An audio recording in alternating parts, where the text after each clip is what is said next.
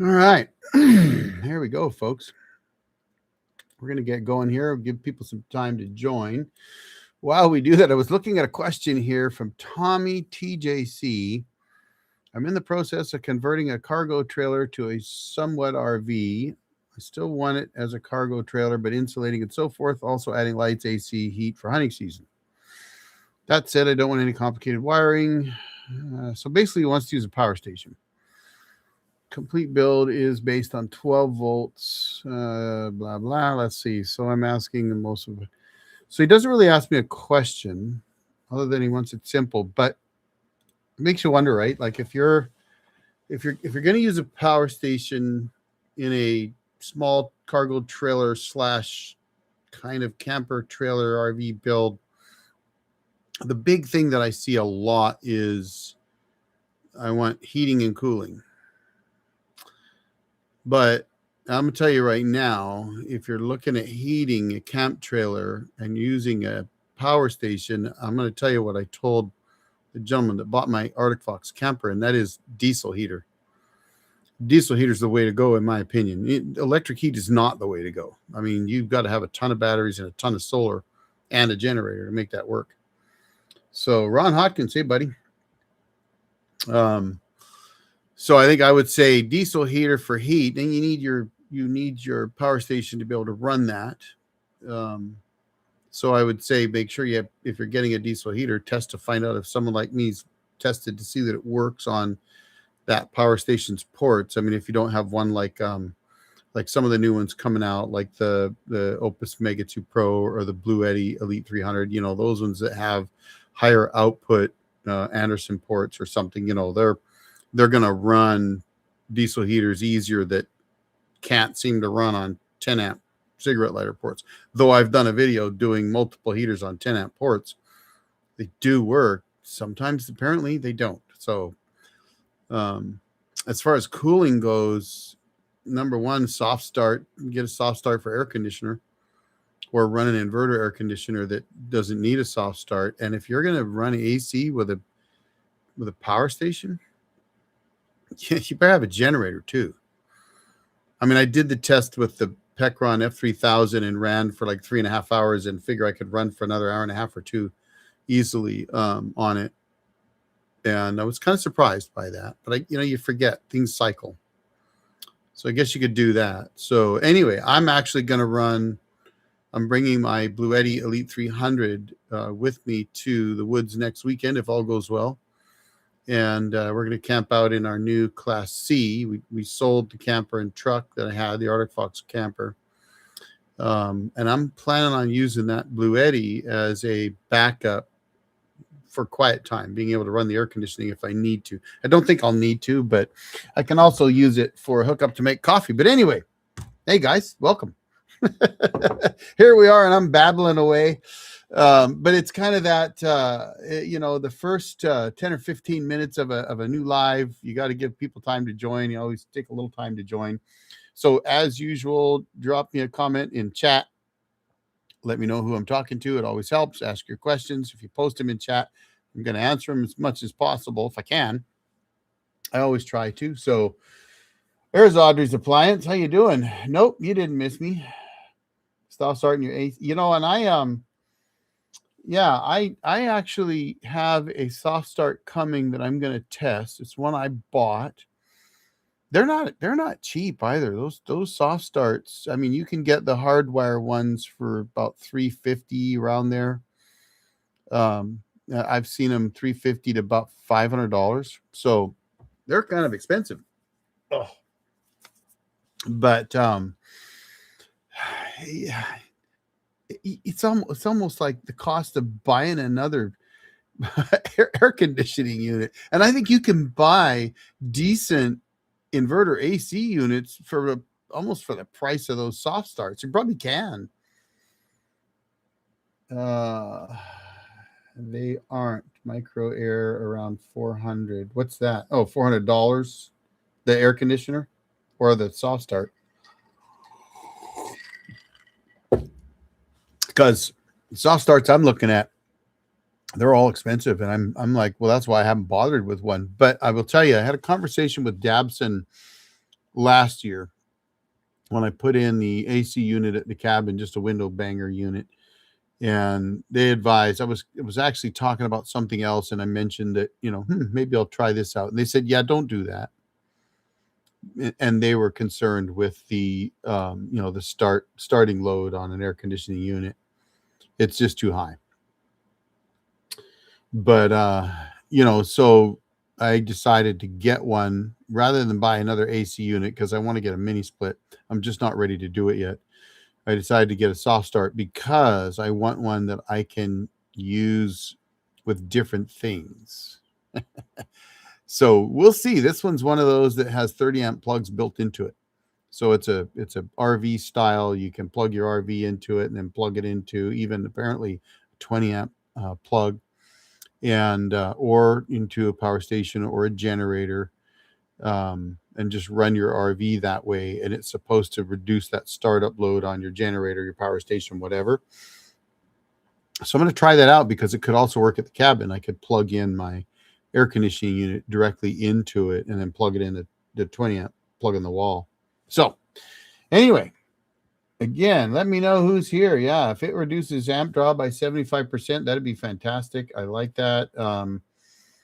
You think about them a lot, but don't think it's worth it for my 20-year-old unit. Yeah, Ron, I mean, mine is for 2-year-old heat pump installed. I'm hoping it might extend service life. Yeah, I mean, heat pumps, any AC unit, any water pump, anything that has a high induction load is frankly really hard on high frequency inverters. So if you got a power station and you're trying to run an air conditioning unit off of it, you're beating up that high frequency inverter. And I see a lot of stuff online where people they've got different brands, every brand out there. My power station failed, and I was running my air conditioning. Will it run your AC? Yeah. And power station companies are putting 30 amp plugs on them because people want them. That's great. But if you're running high induction loads on a high frequency inverter, maybe they're getting better today, but they don't really handle those high peak loads that well. They'll say, I've got it. You got it like a 3,000 watt inverter. It peaks at 4,000 watts, right?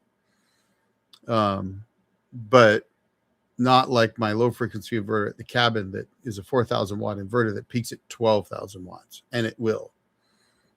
Totally different animal. Anyway, welcome. Here we are. What time we got here? Oh, it's only 5 after 5, so we're still early.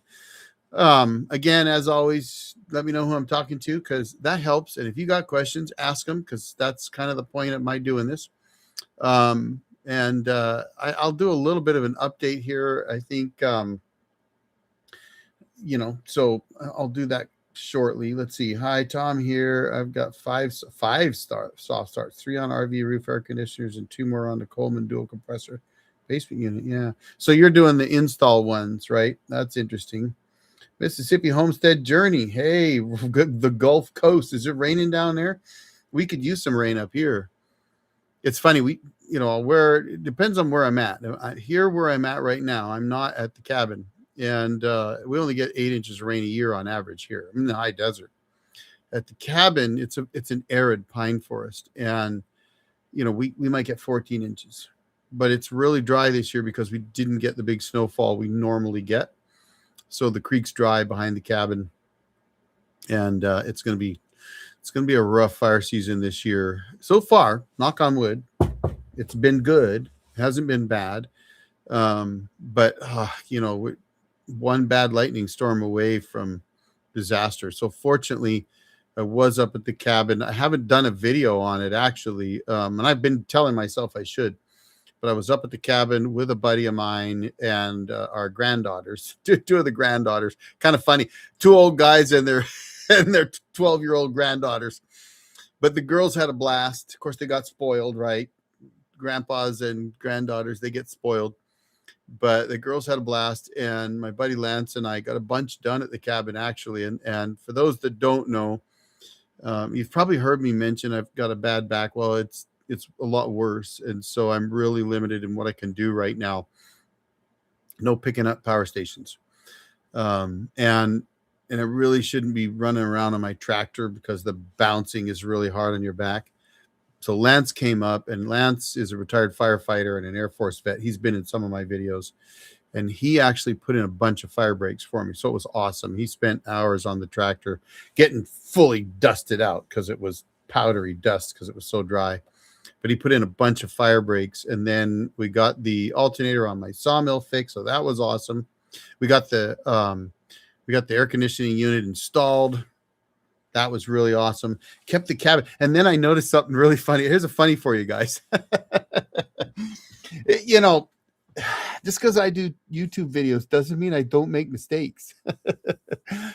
I don't even know if this is a mistake, but I put that air conditioning unit in last year, and somehow, and I think it was last year, the vents on it got closed, and I didn't even know that you could close them. Like, I don't even know why you would close them. It doesn't even make sense to me. They should be just cut out, right? Like why would you have a baffle that you can close on a window banger air conditioning unit that you're never going to close those baffles on? Well, I didn't know they were closed. And so Lance installed it for me. I can't lift anything like that up. So he picked it up and put it in the window, and I helped where I could, driving some screws or things, I mean, just doing the light work I could do. We got it installed. And we got it installed on Friday when we arrived at the cabin, Friday afternoon, and got it running right away. And it seemed to do okay, cooling down the cabin. And then on Saturday morning, it was running, and I just felt like it just wasn't putting out a lot of air. And I went over to it and I started messing around with it. And I noticed it had this little lever on there, and I twisted that lever, and it just about blew me over with the amount of air it was putting out. It was insane. And despite being rather hot, it ended up cooling the cabin down to 70, 71 degrees. No problem. It was over 90 degrees outside. It had no problem cooling the cabin down then. And I was like, really? Last year we were fighting it the whole time. I had air conditioning running all day, and it might be up to like 75 degrees in late afternoon or something, it might be 90 outside, but it wasn't keeping it at 70 degrees inside the cabin. And lo and behold, there was just some bloody fins that were closed on it, like a baffle that stopped it from being able to blow enough cold air. And then my composting toilet, I had done a video probably a year or so ago on the composting toilet setup. I have a Sunmar 2000 composting toilet, and it's been in for 15 years. Works great. And then all of a sudden it didn't. And I was actually laughing about it because I thought, I know it was last year I put out the video, I think 14 years, with a composting toilet. And I was like, this thing's great. Never had a problem with it, which is true. And then I had overflowed. I'm like, great. That's a mess you don't want to have to deal with. And so what had happened was they put a 90 millimeter computer style fan in a 4-inch vent stack on the DC side, and about once a year those fail, but I hadn't noticed that it had failed. Everything was running fine, so I didn't think to replace it. Yeah, it failed, so we had to replace it, and I had one up there, but the problem is you got to put a square peg in a round hole, because those 90 millimeter fans, they're little square 90 millimeter fans, and they're about 4.5 inches. Or maybe 5 inches. And so you've got to cut the corners off of them and round them off so that they'll fit inside of a 4-inch pipe. So here Lance and I are messing around with this thing. It probably took us over an hour of whittling away with razor knives and files and things, filing this stupid thing down. And I wish I could show it to you. If I was using Streamlabs right now, I could, but it seems like with the YouTube software, I don't believe there's any way that I can show an image to you guys. If there was, I would, because that'd be kind of fun. But it's anyway. You can imagine. It's just putting a square peg in a round hole. Well, we get it done. We get it to where it can work. And so Lance goes up and he's doing the wiring, because I can't stand on the ladder long enough to wire in this fan. And the way I have it wired up is pretty hokey right now, because I always meant to put in a set of switches, and I haven't had a chance to put these switches in yet. So Lance is standing on this step ladder up near the top of where this 4-inch pipe goes into a slip fit for 4-inch PVC pipe, and the top pipe that sticks out of the back of the room, we have to lift that up and kind of set it off to the side. So you got an open 4-inch slip fit pipe coming right out of the composter's drum. Okay, you get where I'm going with this? And you put the fan in there, and you got the wire sticking out the side, and he's wiring it up, and he's practically right over this pipe. And he finishes, he gets the negative wire on, touches the positive wire, the fan whirs up. You can imagine what that smelled like. Instant, direct, yeah, not good. So I'm like, all right, tell you what, Lance, you go. He had to go outside and get some air, but so we still had to put the pipe together. But I was able to get on the ladder and at least hold the bottom section of pipe while he worked the top section so that we could fit them back together again. And when that happened, I got to find out what he got the pleasure of smelling at the same time. So anyway, that would have been a funny video if I had it on camera. I did not. But anyway, the point is we got a lot done. It was an awesome weekend. Spent a whole weekend getting a ton of stuff done up there. Felt really good about it. I actually got a little bit of weed eating done. I've got one of those Echo brush hog type mowers with the big 120. I don't know what they are. The real heavy mill weed eater wire that you fish through them. And got a little bit of that done, but then my back was talking to me. It was time to quit. So anyway, good times. Anyway, let's see what we got here, folks. Been yakking away for a little while. Let's see what we got here. Rainy Coast. Be sure to let us know about the yes. So the soft start project, I will be letting you know. I'm kind of hoping it would be here before Friday, but I don't think it will. But I am taking that Blue Eddy with me and the 350 watt solar panel, and I'm going to run, at the very least, I'll run the RV overnight on it, even if we don't need AC. It doesn't look like we're going to. Should be in the upper 50s at night, so going to be perfect. But I want to be able to run my coffee in the morning.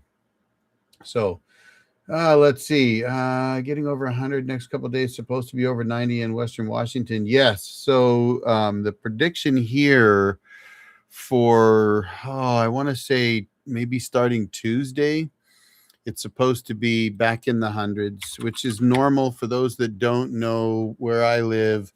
It's high desert. It gets hot here. Tuesday 100, Wednesday 102, Thursday 102. Friday's probably, let's see what Friday looks like. Friday 98. So although every time they do that, every time they forecast what the weather's going to be, other than this site right here, this one I trust, believe it or not. It's the most accurate so far, and that's the National Weather Service. They're actually more accurate than most, at least at the cabin. But every time they tell me it's going to be 100 degrees for like 4 days straight, it's not.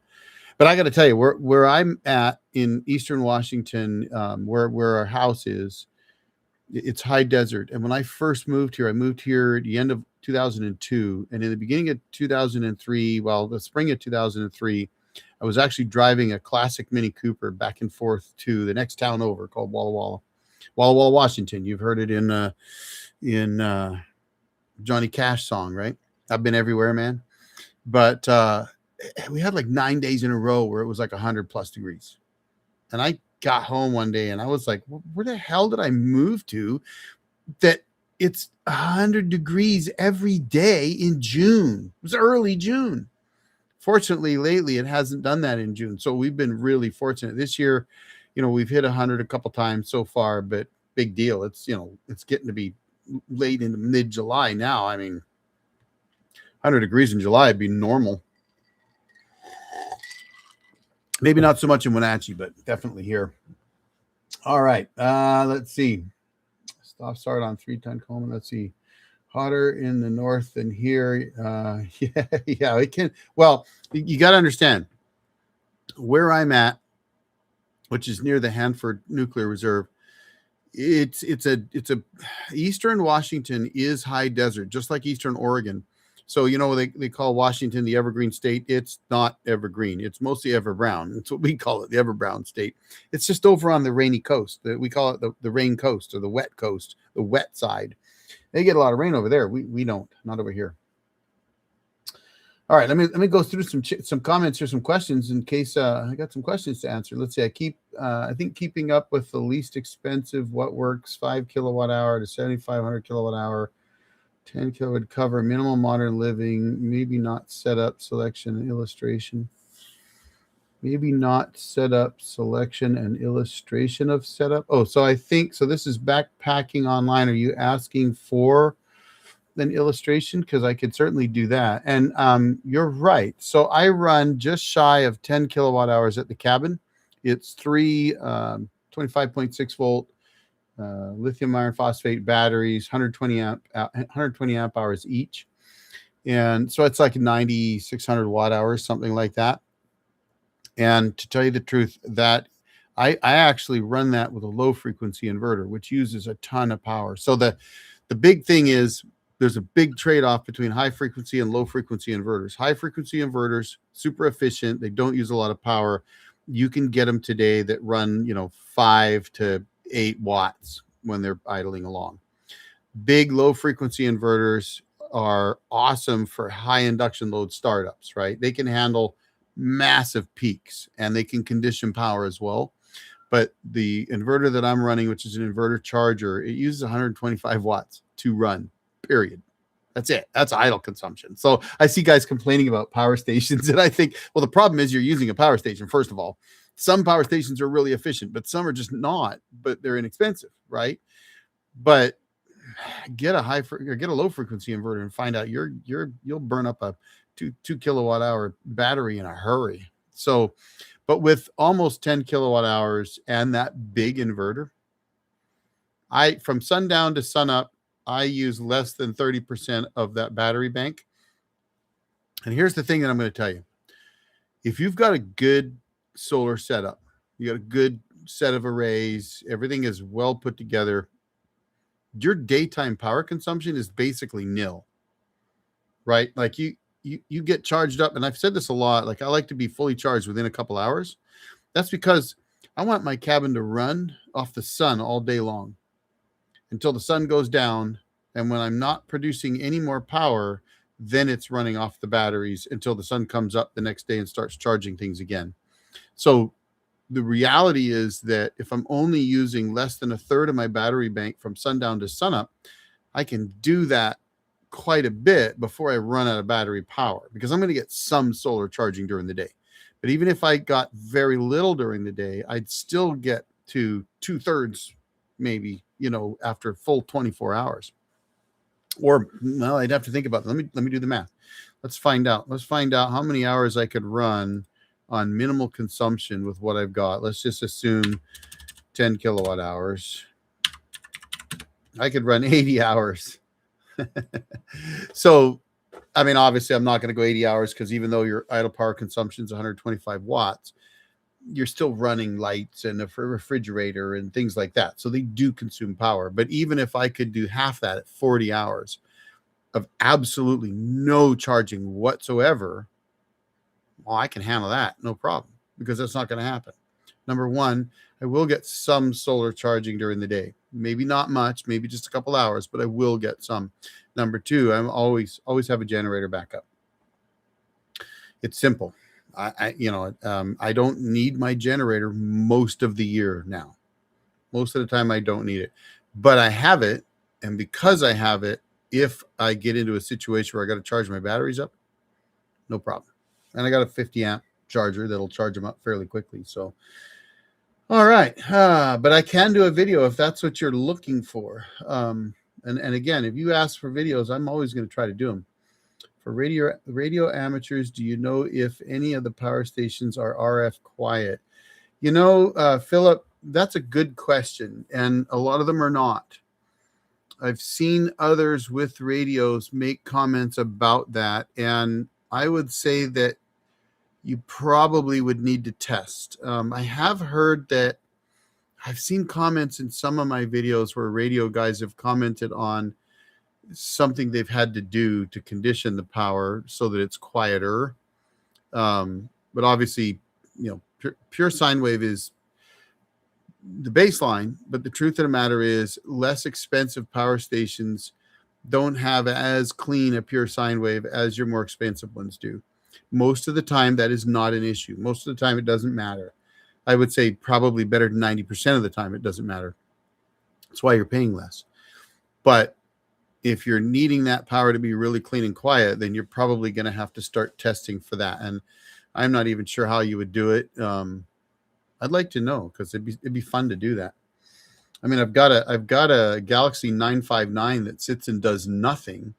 So it's technically CB band right now, but it was originally ham, and so it has a big amplifier in it. Well, bigger than it's I had it peak and tuned, and it's running 12 watts on CB just off the stock amp. I want to say, correct me if I'm wrong. If you're a radio guy, you can correct me, but I want to say CB is 11 meters, and 10 meters was the ham band that they switched that radio from 10 to 11, if I'm right. All right, what else we got here? I wanted to add a soft start to my 3.5 HVAC next summer. I want to be able to run it off grid, still figuring everything out. Yeah, so that the soft starts that you wire in, that you hardwire in, are less expensive. I bet you they're between $100 and $200 less than the one I'm going to be testing. My understanding is they do work pretty well for most people that use them, so we'll see. John, Tampa, watching out for hurricanes. I saw something today. I've got an old Marine buddy down there, and I guess there's possibly one coming up. But you guys live in Hurricane Alley, man. That's well, I wouldn't live down there. I went through Hurricane Hugo. That was back in the 80s, but it went right over us. Anyone ever bought anything from Wellbots? Nope, never heard of them. Help me understand. Who's that? I ordered a micro air for my 4-ton. While I waited for delivery, I found out I had an inverter unit with an LRA of 20. So, yeah. Well, there you go. I run the EcoFlows at 80% max charge. Use them as UPSs 100% of the time, 24/7. Yeah. I use a Dabson 24/7, 365 as a UPS. I have a second one that I keep saying I was going to put in as a UPS, and for some reason I haven't. Movie scene. Yeah. Smell the composter. Not to be cute. Exclusively 12-volt DC and shielded cable throughout. 2 solar panels. 2 6-volt 100 amp hour small trace controller matched Lake Oswego, Lake Grove, or batteries. So I used to run 6-volt batteries. I no longer do that anymore because lithium is just so much better. It's way better. What are you asking something, or just telling me that's what you're running? Lake Oswego's a nice area, so I'm assuming Lake Oswego, Oregon. Oh, Lake Grove, Oregon. Yeah. Echo, good gear. Yes, I like my Echo gear. Live action. Yeah, you cut some of that. Do you still use the ITIL water filter? I have it as a backup filter, and I actually had it primarily for overlanding. And due to my back trouble that I've been faced with the last couple of years, we just have not been getting out and doing a lot of that. I did get out and do a really great trip back in middle of June. And it was an awesome trip. It was the last one we did in our rooftop tent.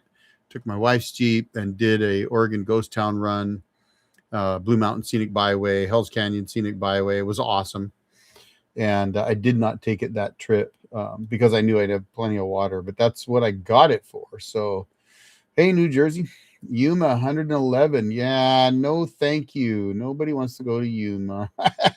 Come on. That's like when I was down in Texas back in the late 90s. I was down at Fort Hood. And yes, as this old Marine, even did some time in the Army. But I was leaving Fort Hood, heading home to Oregon. And I had a black Pontiac Firebird, and I was in Austin. I'd gone to a store there in Austin. I don't remember. There was another reason I'd gone to Austin before leaving, because I had to head north, really. But I'd gone down to Austin, and I thought my air conditioning was broken. I came out of the store, and I could not cool the Firebird down. It was black. That doesn't help. until I realized it was like 120 out or something ridiculous like that. I don't know if it was 120. That's what my brain tells me, but it was just hot as hell. And I was like, oh God, it's too hot. Douglas Hickman, how are you, buddy? Washington State goes from rain to forest to desert. Yep, it has it all. Absolutely. How you doing, you old jarhead? Yes. 3,000 watt hour expandable, at least 1,200 watt solar input power station would you recommend for a small cabin build? Well, I always don't recommend for small cabin builds. I mean, yes, they can do that. Um, honestly, I think for a cabin build, the Pecron does battery expansion hack really, really well. So I really like the way the Pecron handles it. I've been really happy with that. The Opus does it well also. I just did an Opus Mega 2 hack with the printable, 3D printable cable. Worked pretty good. So although the early Opus Mega 2 Pros, I guess, had some issues, so they have a newer one out that doesn't have those issues. But Opus has always been good to me.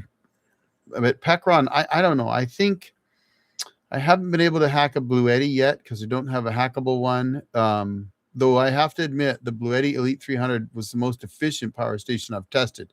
So, but the 1,200 watts of solar is technically correct, but awfully hard to hit. Whereas the Pecrons have much higher max voltage. I want to say the Pecron F3000, and Douglas can answer this probably. I want to say it's 140 volt max. It makes it a lot easier to get. I think it has 1,600 watts of solar too. Come on, Hickman, help me out here. Does the Pecron F3000 have a 1,600 watt solar input with 140 volt max?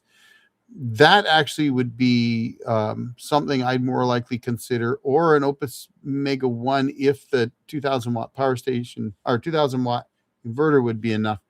The Mega 1 with a B2 battery, because that allows 2,100 watts of solar. So that's a really nice option too. I'm not a big fan on power stations for cabin use unless it's remote and you don't do a lot of time at the cabin. And I guess that's where I'm coming from, because I lived in my cabin and for quite a while, and then I still spend a lot of time there now. Even with my back, I'm trying to plan my next trip. It's been less this year because of my back, but I'm still planning my next trip. I got a trip. I got a new truck, and I got to get some work done on that truck. Actually, my new truck's a 2001, but it's a Dodge 2500 with the 24 valve diesel. It's in good shape too, and I should post that in the members post. But it's got 200,000 miles on it, runs like a top, and it's in great shape, looks good. So that's my new truck. But the kid that had it, it was actually my wife's nephew, had it for a while. He had it was open pipe all the way to the back, so it drones like a monster. It's loud. And so I'm getting a muffler put in it. It had an exhaust leak on the downpipe. The gasket was blown. So getting the gasket replaced, needed some shocks, getting some shocks put in it, and then it's ready to go. So as soon as that's done next week, I think. Not this coming week, but the one after. Then I'll be taking that up. So that'll be awesome. But yeah, I think the Pecron F3000. We'll see what Douglas says. Let's see. I'm going to buy a first power station for emergencies. I'm thinking between a Pecron F3000 or the AFRI P280 for $639. Any suggestions? Pecron F3000. Between the Pecron and the AFRI, I'm going to go with the Pecron for a number of reasons. I like the AFRI. AFRI products have been good to me, but Pecrons are, well, that F3000 has more solar, higher voltage limit on the solar. It's easy to expand. It's easier to expand. And if you watch my expansion video on the Pecron or on the AFRI, I had some issues there. So I got it working though. Opus Mega 2 with the golf cart. Yep. Since 2025. Awesome. Yeah, I have no problem with the Opus Mega 2. The Mega 2 Pro, I think they had a couple glitches in the beginning. I identified some and they fixed those right away. And then I heard they had a new, like a version 2 release that was better, that cured some of those problems. So no hating or darts, please. Hey, I love darts. In a pinch, can I isolate a circuit by turning off that breaker at my breaker box, then use another means to power that circuit and not backfeed. Not really. Um, I mean, if you had, yeah, you know. So here's something people do, and I know they've done it. It's dangerous. They'll power through a plug in the wall, right? You could do that. The problem is it can kill a lineman, and that's the issue because you can turn a breaker off, but turning a breaker off cuts that circuit out.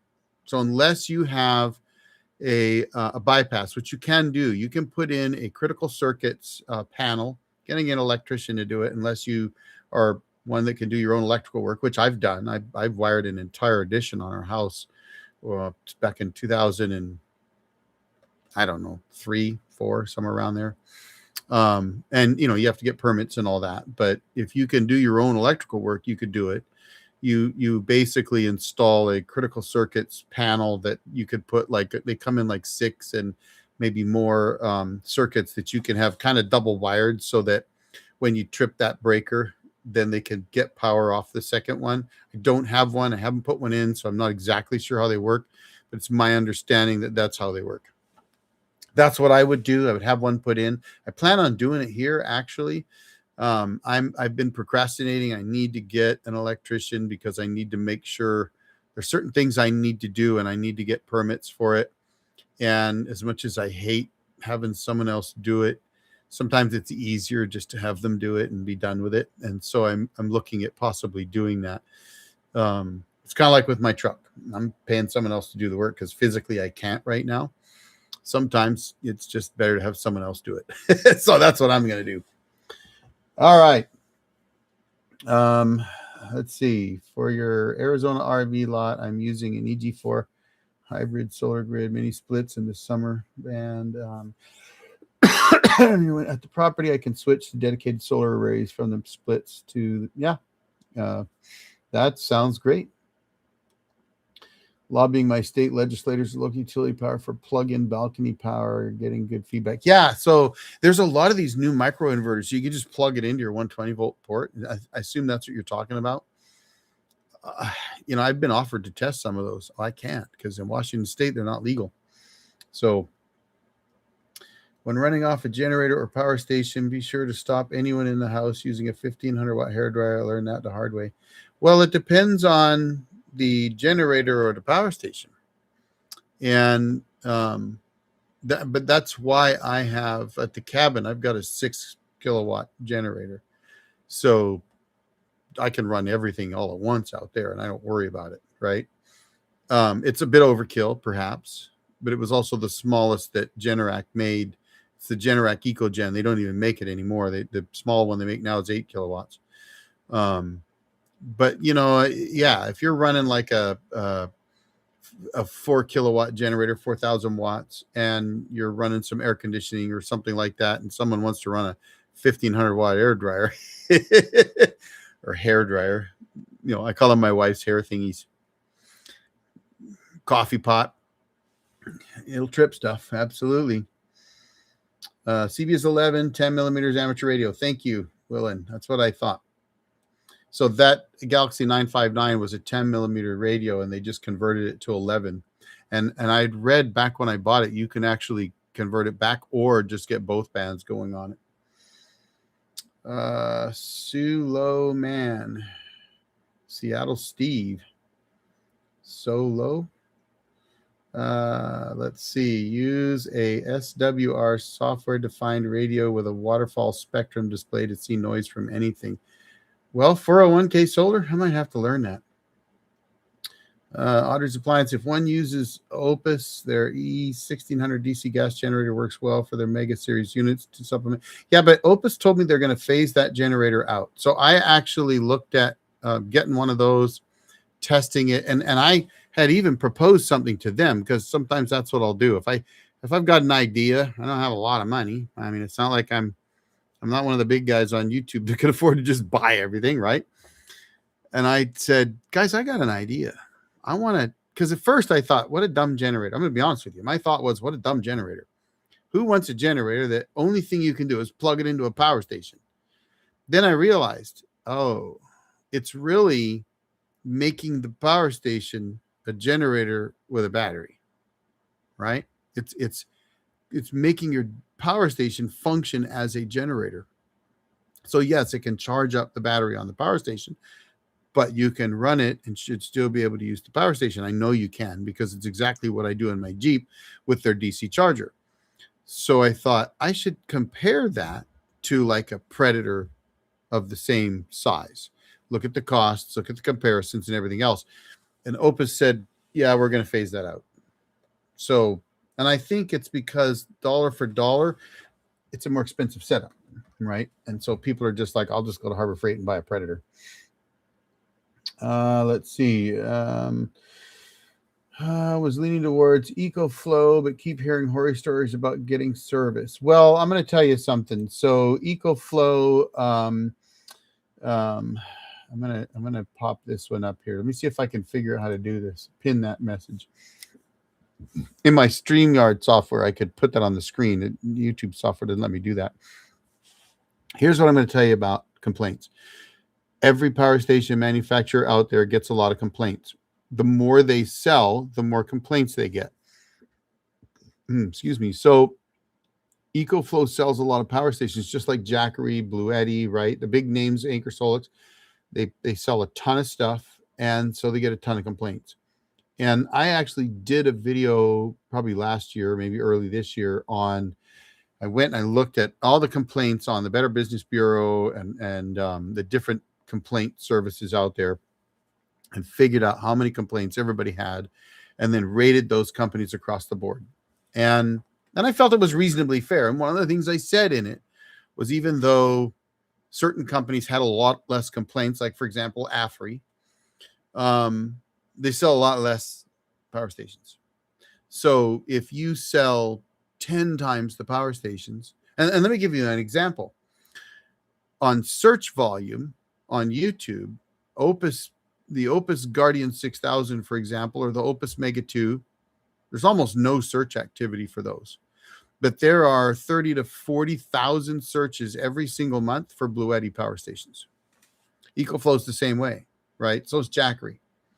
So that tells you what their sales volume is. And if their sales volume is that high, I can guarantee you the complaint volume is going to be that high. And the worst place to judge them is actually on Facebook.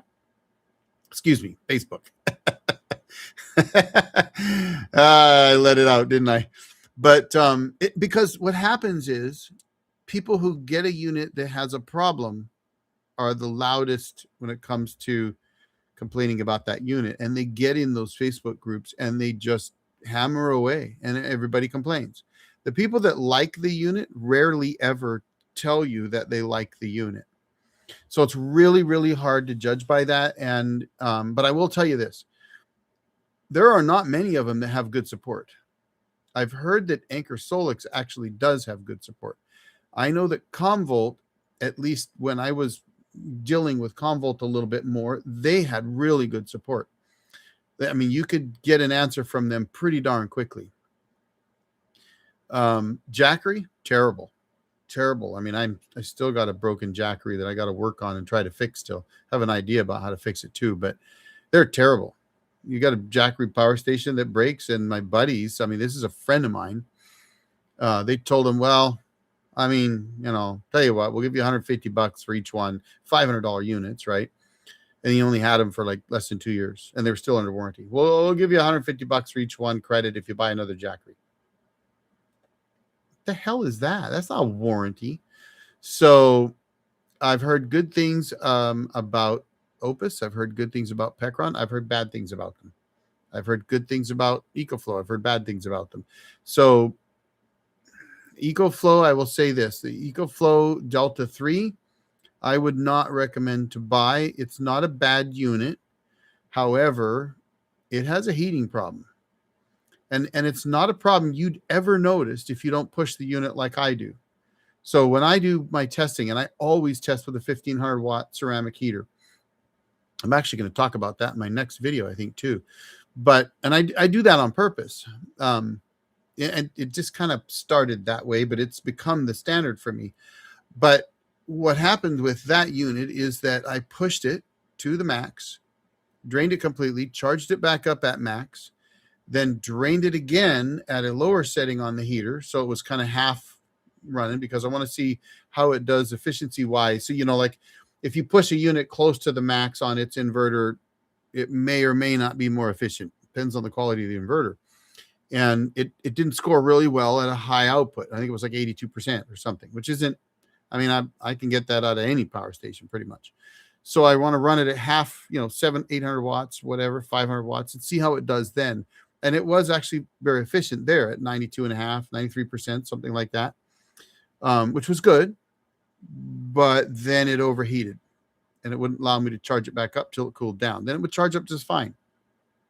So I'd not had that happen on any other power station. And I do the same testing on all power stations. I beat the heck out of them. When I did the Blue Eddy, the Elite 300, I ran that thing at, 1500 watts like I always do. It didn't even get hot. Maybe it was a little warm, maybe. Didn't even get hot. Didn't care. Didn't bother at all. Now it's a bigger unit than the Delta 3 is, but my Opuses take it just fine. I just did it with a AFRI P180 and it handled it just fine and was actually really efficient. It was one of the more efficient units I've run. So EcoFlow, maybe some of the bigger units are better than that. I don't know. I've heard they've improved some of the stuff on that unit. I know that there's lots of people that swear by them. I haven't had enough of them to test. And EcoFlow's not reaching out to me and saying, hey, you want to test our units? What's really funny is they offered me an affiliate program. I don't know what I'm going to do with it because I don't test their units. I bought that Delta 3, which I am giving away. I'm giving that to for a rally that we're doing this year to help out a group called Friends of Disabled Veterans. And I do a lot of that, where a lot of these power stations I give up for charity auctions, charity raffles, that kind of stuff. So if you were in Eastern Washington, you'd have an opportunity to win some of those, I guess. All right, let's keep going, guys. Wellbots is advertising a Pecron. Okay, so I never heard of Wellbots. I would caution you that if it ain't on Amazon, as much as I am not always a big fan of Amazon or Walmart or whatever, if I'd go to Pecron's site, I'd check them first. I'd check Amazon. I don't know about this. I've heard about guys buying power stations off of these places that I've never heard of, and they get ripped. So I'd be real cautious there. Let's see. Ron Hawkins, I can't remember if I mentioned it elsewhere. I just had one of the 4 mega ones die on me just sitting for a month and now won't power on.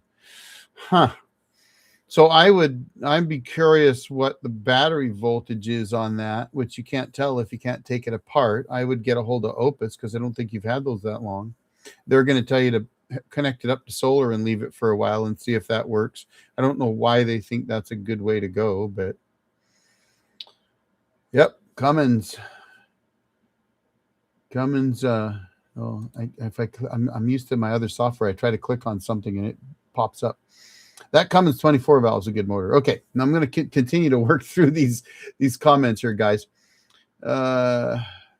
Douglas 24 to 120 volts and 1600 watts. Look at that, guys. There's your answer. Thank you, Douglas. So 120 volt max on the Pecron for your solar input. That's awesome, guys. 1600 watts for a 3000 watt hour power station. I'm sorry, I like that. Now, if you guys want to know, if you don't know this, Douglas, he's got an F3000, and you've had it now for, has it been a year? Not a year yet, probably 8 months, 9 months. He's had a ton of outages. Let's just say they really needed some help out there with some refrigerating some medications. And so I worked with Pecron to get that unit out there. And I hear from Douglas all the time. Great folks, awesome family. And that Pecron keeps working. And they've drained that thing to 0 multiple times. They've had constant outages. So that's been really good. JetMech, you bet. Audrey's appliance. Microinverter technology is what we need to make sure backfeed isn't an issue. Yeah, I agree with that.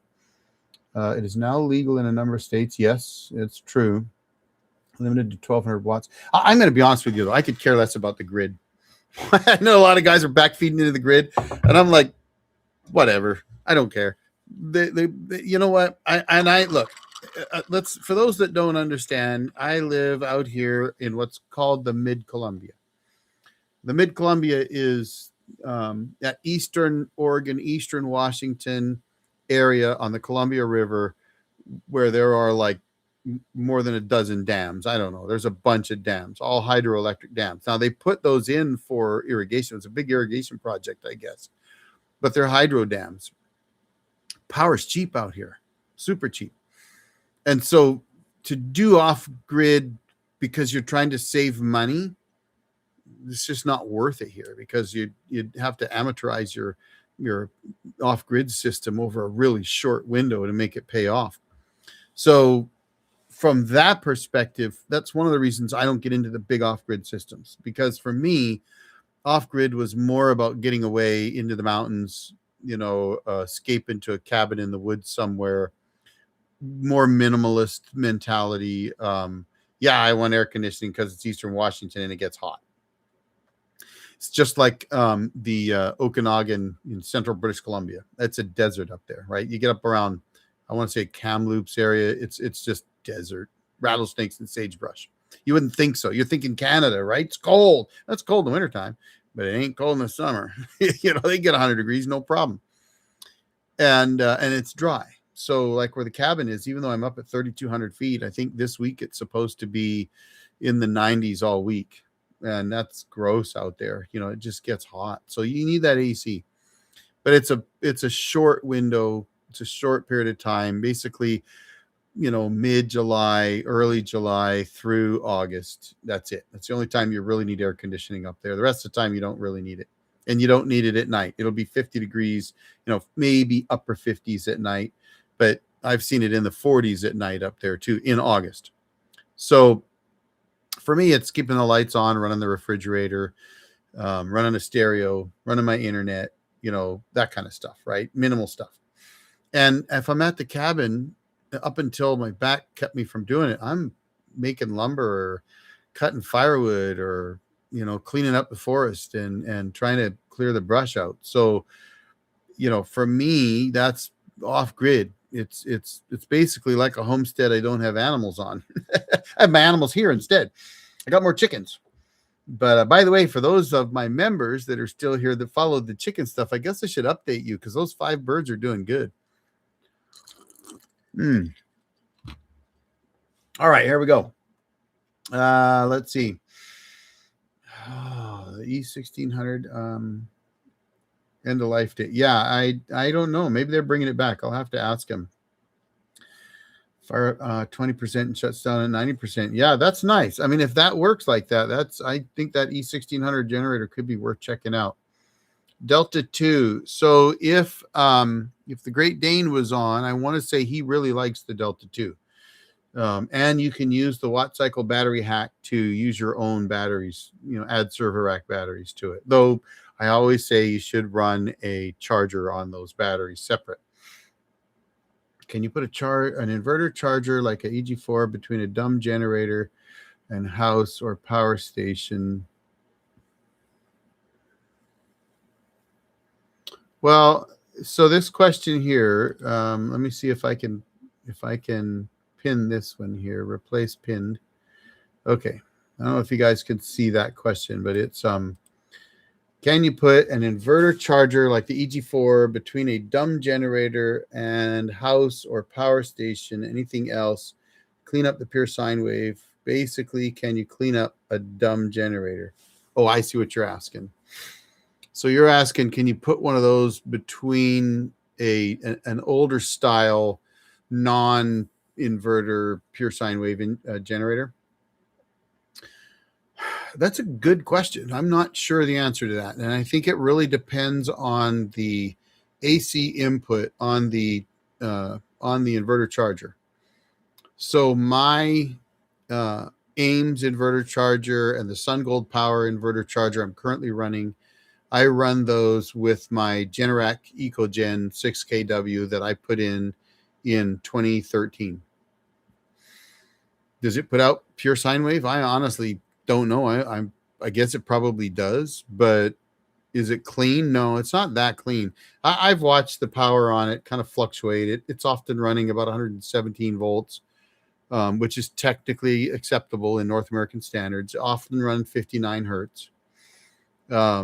It should be cleaned up better, but everything runs perfectly fine off of it. So I'd have to put an O-scope and see what it's really doing. But yeah, I don't know. That's a really good question, guys. If I had the answer, I'd give it to you, but I'm not certain. I think it depends on the electronic circuitry of the charger itself. So if you've got an inverter charger, and that'd be a question for the EG4 guys or the Signature Solar guys, you could get a hold of Signature Solar or EG4 and ask them that question, because it would really depend on if the charger itself or the AC input on the inverter charger could handle the not so clean power coming off of that older generator. I will tell you this: I wouldn't run an inverter charger into a power station. I would move the power station to the back closet where it should be and run everything off the inverter charger. Like, why run a power station if you've got an inverter? You got a decent, like an EG4 inverter charger, then you're good to go. All right. I don't know. I don't think I can give any memberships away, can I? Nope, I can't. Okay. That's an interesting thing. You can buy memberships now. That's a new thing. I can buy them to give away. I didn't know that. But if I buy memberships to give away, I want to give it away who I want to give them away to. All right. Let's see. I'm going to slip up here again and see where else we're at. They're going to replace troubleshooting over email. Oh, they're going to replace it. Good. Okay. Keep hearing good things about Pecron. Yeah, I like my Pecrons. So much to say, Douglas says. Ron Hawkins, Opus should replace that. Yep. I'm putting about 250, 300 watts into my house with a microinverter just because it's cool. About 2 kilowatt hours a day. Makes no money sense, but fun. Yeah, as long as you're in a state you can do it and get away with it. That's awesome. Marianne says, hello. Thank you very much. You bet. Hey, hi, Marianne. This Pecron F3000 is a life changer, keeping our refrigerator running. Pioneer mini split 9000 BTU AC when the power is out. Also with a HumpSync battery. Yeah. So, guys, it's working good too. Those guys have power outages like I've never heard before. There you go. Well, it'd be interesting to test that E1600. I would like to do it. An adapter just for that purpose. So EcoFlow doesn't make an adapter for that purpose that I'm aware of, but WattCycle does. WattCycle is the first that came out with it anyway, and it's the XT120, I believe it is, expansion cable for EcoFlow products, the Delta 2 and Delta 3, and it allows you to connect up a server rack battery or any 51.2 volt lithium iron phosphate battery directly to your EcoFlow, and it does work pretty well. Heard anything regarding OptiSolix and they're not responding to orders? I enjoy their suitcase at my cabin on the Lake Superior. Ordered 2 of their panels July 3rd, then nothing. No, I have not. Well, I can probably shoot them an email. I haven't talked to them in a while. Let me see what I got here, guys. OptiSolix. I got a contact at OptiSolix. Let me see if I can send him a note. I'm gonna email him right now.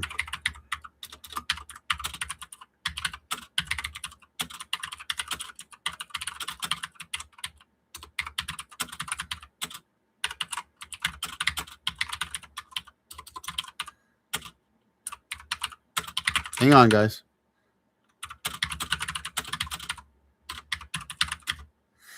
We'll just see what he says. I'll probably post something in the comment section, in the post section. But there you go. I just emailed him. See what he has to say. Pecron conditioners should clean up. Oh, power conditioners should clean up the power. That's a good idea. And I was kind of wondering about that too. The cobwebs were trying to remind me of something. Power conditioners. Yeah, I'd have to look up power conditioners. It makes you wonder. Like, I don't know. Can you even buy them on like Amazon or something? it's not something I've even thought about, but I my brain is telling me that they exist out there. But are there power conditioners that aren't really expensive? Like Crutchfield's, Amazon. Let's see what Amazon has, guys. Let's have a look here. Trip Light power conditioner for audio equipment, appliances, home theater, 600 watts, 120 volt, 6 outlets. $112. Pile makes one, 1800 watt power conditioner. That's a rack mount. $56.99, huh? I mean, they got portable power. That'd be fun to test those. I'd have to test them with an O-scope, though. So, I don't know. Interesting idea, though. 2 DPUs, 4 6 kilowatt EcoFlow batteries, running a smart home panel, RV. 24 kilowatt hours of storage and 14 kilowatt hours simultaneous load. Wow.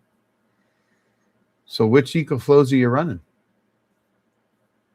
Is that DPU? Do you mean Delta Pro unit, or which unit is it? Let's see. Auntie Monique Scorner. What's your thoughts on using an external inverter with the DC lighter port for smaller loads instead of using the AC section on the power stations? Are you meaning to run like, let me pin this one here. Are you meaning to run, come on, where's the pin? I need to go back to using StreamYard, guys. Here we go. There we go. Are you meaning to running like when you're just running 12 volt stuff versus running 120 volts? I'm not sure I understand. Because if you're running an inverter off of a lighter port, yeah, no, I wouldn't do that, because you're still having to convert. You still have the efficiency problem, right? Plus, then your lighter port's too light to draw. It's only 120 watts. Even if you've got one that will let you draw a little bit more. I actually used to, one of my testing I was doing a while back was with a 200 watt inverter off of a lighter port using a DC watt meter. It was kind of a fun experiment, and I was tripping out I think it was the Opus Mega 1. I was tripping out a power station. I don't remember which one. No, it wasn't the Opus. It was might have been the AFRI P210. I don't know. It was one of them. In any case, I kept tripping it out. And I know what one it was. It was the Opus 1500. You guys remember that? If you're a longtime viewer of the channel, I thought I blew up and burnt up an Opus 1500. I think it was the 1500. And I put out a video because I thought I burned it up, and I actually ended up taking that video down, putting out a follow-up video because I didn't burn it up. But I thought I did. And I was doing that. I was trying to run an inverter off of a cigarette lighter port, just seeing if I could push it, if I could really push it hard. Is it really 120 watts or 130 watts? Is it really? Yeah, it is. And you can cause errors on the system and cause it to not work for half the day. Don't do it. There's my message to you. Honestly, if inverter idle power consumption is an issue, then you have too small of a power station, or not enough auxiliary batteries added to the power station. Power stations are not the most efficient until you get into the more expensive ones. Like that Blue Eddy, that thing was actually really efficient. Both the Blue Eddy Fridge Power Pro and the Elite 300 are efficient. The EcoFlow Delta 3 is efficient as long as you're not pushing the inverter too hard. I want to say at like 500 to 600 watt draw, I was running around 92.5%, something like that. So it was doing pretty good. But if you're running a less expensive power station, the Opus Mega 1, I think the older AFRIs, some of the Pecrons, they're less expensive for a reason. They're great for what I think they're made for. I would say the F3000, I think it was actually pretty good, but I want to say the E1500, I don't know if that one was all that efficient. A lot of them will run like the Oscal. That was terrible. That thing was running like, I want to say the inverter on that thing was drawn like 38 watts nonstop, versus like Opus, which the Opus Mega 1 was like 32, versus the EcoFlow Delta 3 was 16, I think. Right. So Let's see. Can I connect? Okay. Let me back up here on these the questions here. Let's see. Throwing a possible hand grenade. No one talks about for Patriots, but they run ads constantly. Who is buying that stuff? People that don't understand that that equipment is expensive. From what I've seen, let me backtrack. From what I've seen, that for Patriots, which they don't make that, right? They pay somebody else to make it and put their name on it. From what I've seen, it's pretty expensive for what they do. But a lot of people listen to AM radio still. They want some emergency backup. I can't blame them. For Patriots had a good name anyway in the long-term storage food environment. So they got into power stations, called them solar generators. I hate that. If you've watched my channel, you know I don't like the term solar generator. They're not generating power. Anyway, I'll move on. But yeah, I've heard some not good things. All right, can I connect one solar input to two Victron MPPT charge controllers at the same time? No question's a dumb question. So in other words, one solar panel, two charge controllers. So I've tested this on power stations. It is possible, I think. I've had people tell me they've successfully done it. And I think the way they do it is if you have a 20 amp solar panel and two 10 amp controllers, each can draw 10 amps, it might actually work.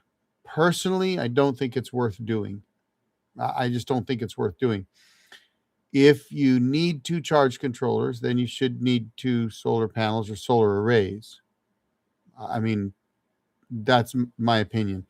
If you have two power stations, you're actually more efficient by charging up one first and then the second one. In a pinch, if you had tons of, like if you had a Pecron F3000 and you're putting 1200 watts of solar into it or 1600 watts of solar into it, and you've got another power station that can only take 500 watts of solar, I mean, you could charge up that other power station off the Pecron while the Pecron's charging up, probably. Not the most efficient, but it's something you could do. But I wouldn't run. I'm not a fan of the idea. I did test it. Didn't really work well for me. Opus just came out with a Guardian 6000 version 2. Out of curiosity, I checked about buying the V2 from the factory in China. The response was that the V2 was still undergoing testing. Yeah, they had some trouble with the 6000. I never had any trouble with mine, but I haven't used it full time. I'm not that big a fan of big power stations, though, to be honest with you. So I don't know. It'll be interesting to see. Everybody's trying to do it, but those things are huge. Delta Pro Ultras. Okay, there you go. I had a feeling. Yeah, so that's a different unit, and I think those ones. I think I've heard good things about. Computer voltage regulator, 60 hertz output, resonant circuit, unfiltered. Okay. To run like fans. So like a 12 volt fan. As long as you don't need an inverter. If you're trying to run 120 volt fans, run them off the inverter. Unfortunately, about 2 months before EcoFlow announced the Delta Pro Ultra X. Oh, yeah, well, that happens. I wonder if it's more efficient using an external inverter. Well, the only way, and this one's for Auntie, I'm trying to replace your pinned comment. Monique's Auntie Monique's Corner. Oh, there we go. I get it now. That's your YouTube channel. I finally figured it out. I butchered your name there first. Monique. So Monique, if you had to, if you were desperate and you had a battery expansion port, you could probably go that route. But again, I just don't think I think you might as well just get a battery and an inverter. That would be more efficient. The truth is that a dedicated inverter, my lead time, 2000 watt pure sine wave, 12 volt inverter. I just did, this video I just put out yesterday or Saturday. Yeah, yesterday. I was using that inverter, making coffee, draining a battery down for the purpose of charging the battery up, really. And why not make coffee? Because coffee's good, right? That inverter was only using, it was using a small, I want to say, my brain is telling me 5.5 watts. Maybe it was 8.5. I think it was 5.5 watts at idle, barely consuming any power at all. That's way better than any power station. Like seriously. And that's not an expensive inverter. I need to test the Junpao and see what it does. But so you're honestly, you're better off just getting a battery and building it yourself. It's going to be way more efficient, way more power, way more expandable, so much more capability, and no limitation that all-in-one box presents to you. I like power stations for what I see power stations are really good for, which is portability. And for example, we took the Bluetti Elite 300, and there's a compartment big enough on my Class C RV that we just got because I'm broken and now I need something that's easy to get in and out of. And I loved my Arctic Fox camper, for those that don't know. But there's a compartment that I could stick that, well, I didn't, my wife did, but stick that Bluetti in and just button it up, lock it up, and leave it there. But if I'm in a quiet time somewhere, right, and it's hot enough, we still need some air conditioning, I can just run my camper, 30 amp plug over and plug it into that Bluetti and run it like that for a few hours just to keep the AC running, or leave it plugged in all night long and be able to fire up the coffee pot in the morning and not worry about needing to run my generator to run my air conditioning if I'm boondocking. So I think they're really great for that kind of thing. And they're great for portability. So the cabin thing, right? I said earlier, not a big fan of these portable power stations for cabins, but I am if you're only going to be at the cabin periodically, maybe a few times, every few months or something. Well, yeah, going and spending a bunch of money on an off-grid power system wouldn't make a lot of sense if you're just not there like I'm at my cabin, right? I mean, I basically live at my cabin part-time now, right? So it makes sense to have that power just all the time available. I just go flip the power on and I'm there, and I don't have to pack anything in and out. I can leave and come back as much as I want, as often as I want. I can be gone as long as I want and stay as long as I want. But if you don't do that, if you have a cabin in the woods and you're looking at, well, I'm going to be there for a week in September during archery season or something, and I'm not going to be back again until New Year's. Well, then power stations make sense for that. But if you're doing it, and home backup is okay for small stuff, small outages, right? Like if you have a power station, I literally, I have that fridge power unit on top of our refrigerator in our kitchen. I love it up there because I just forget it, set and forget. I love set and forget.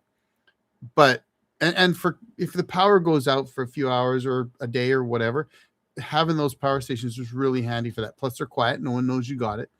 Nobody needs to know. Versus a generator, which makes noise. And at night, maybe you don't want to make noise.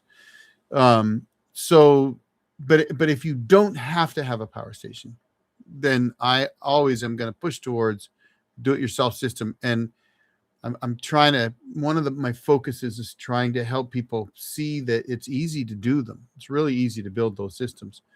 And once you start to understand them, you just get better and better. You just learn more and more, right?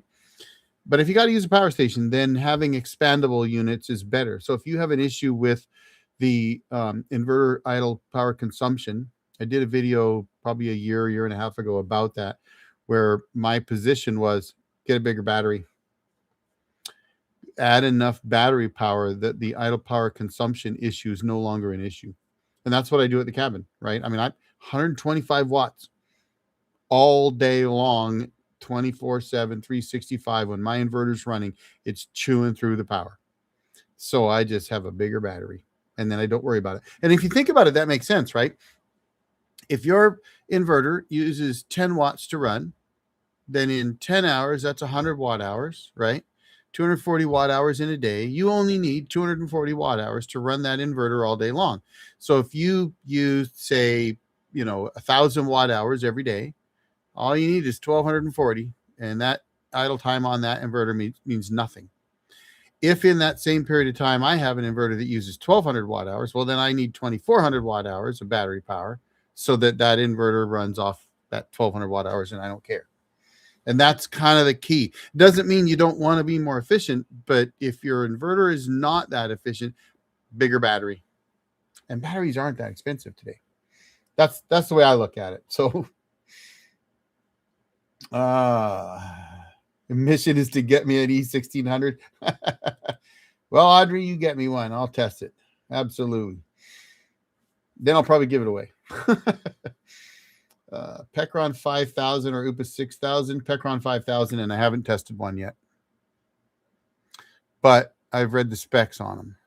And I think that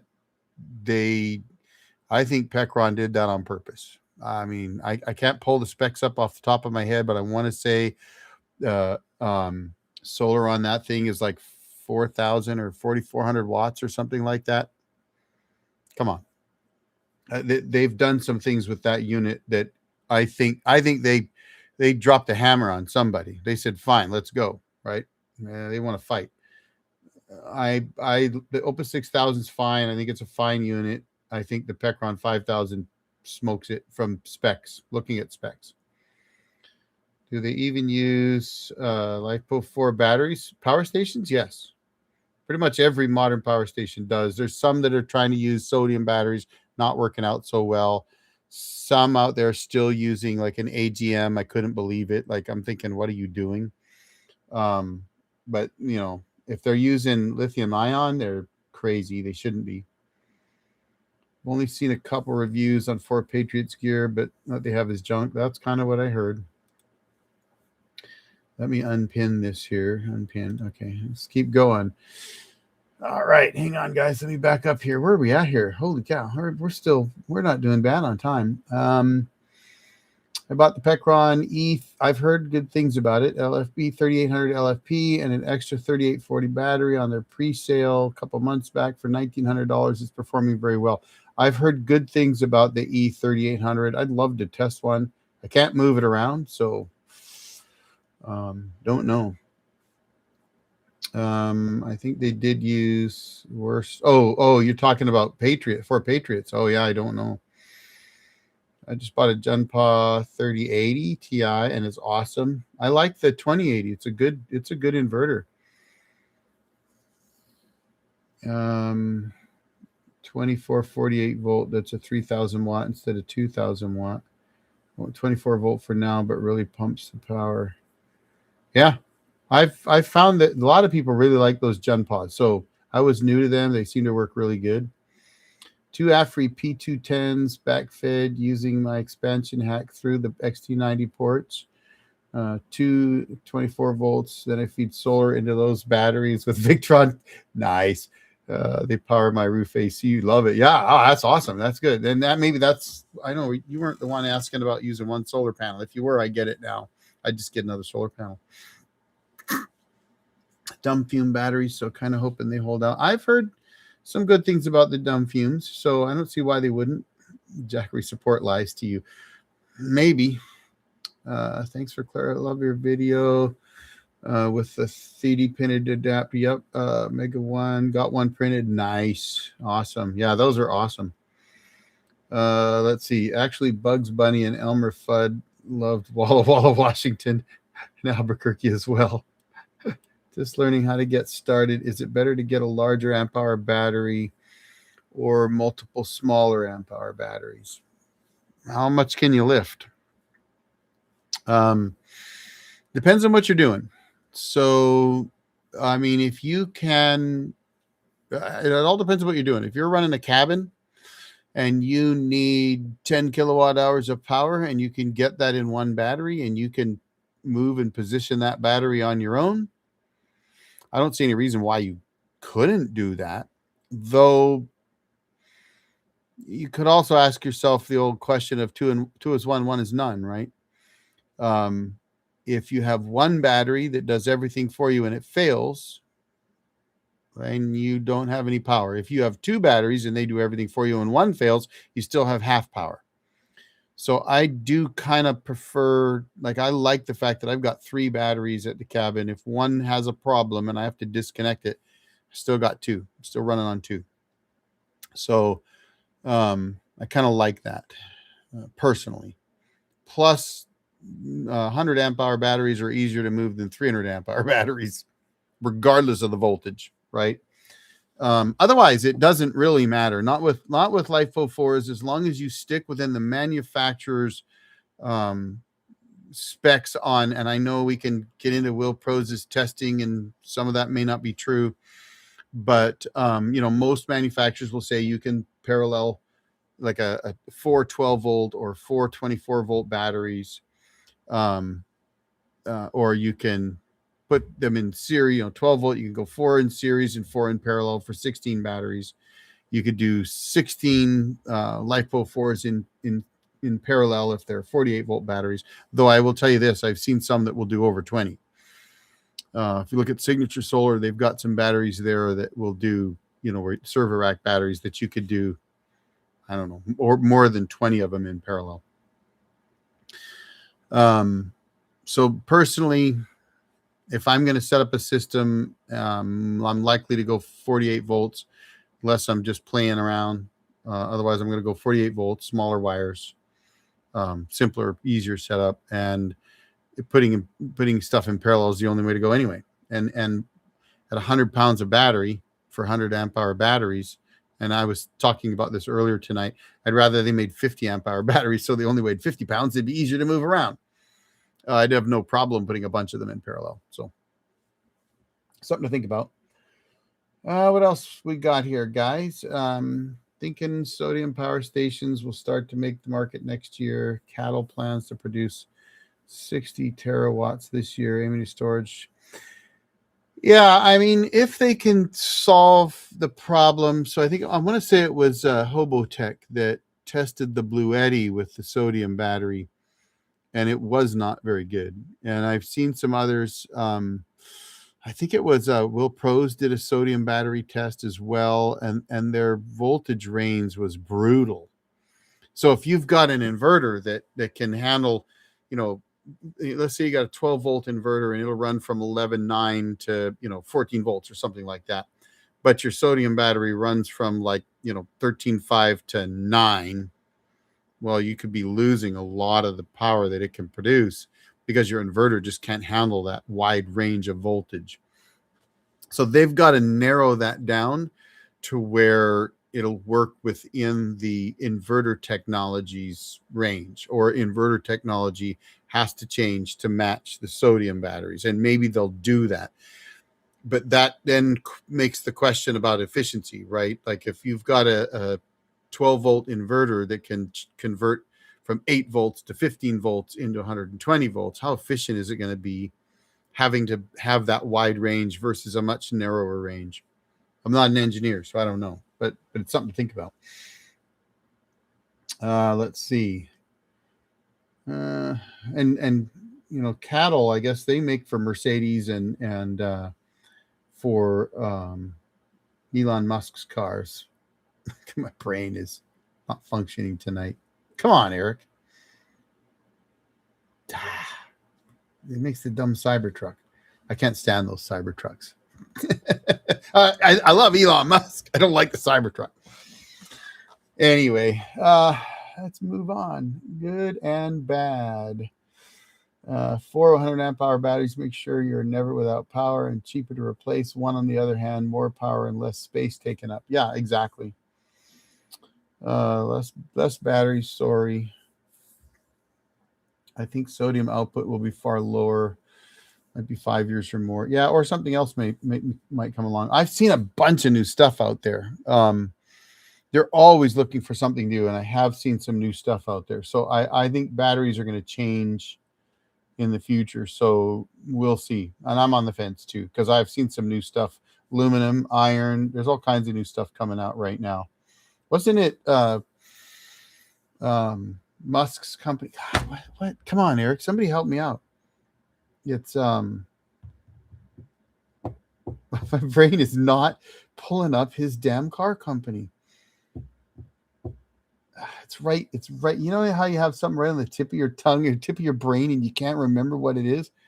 Somebody needs to type it down. Thank you. I kept having a T in my head and I couldn't think of Tesla.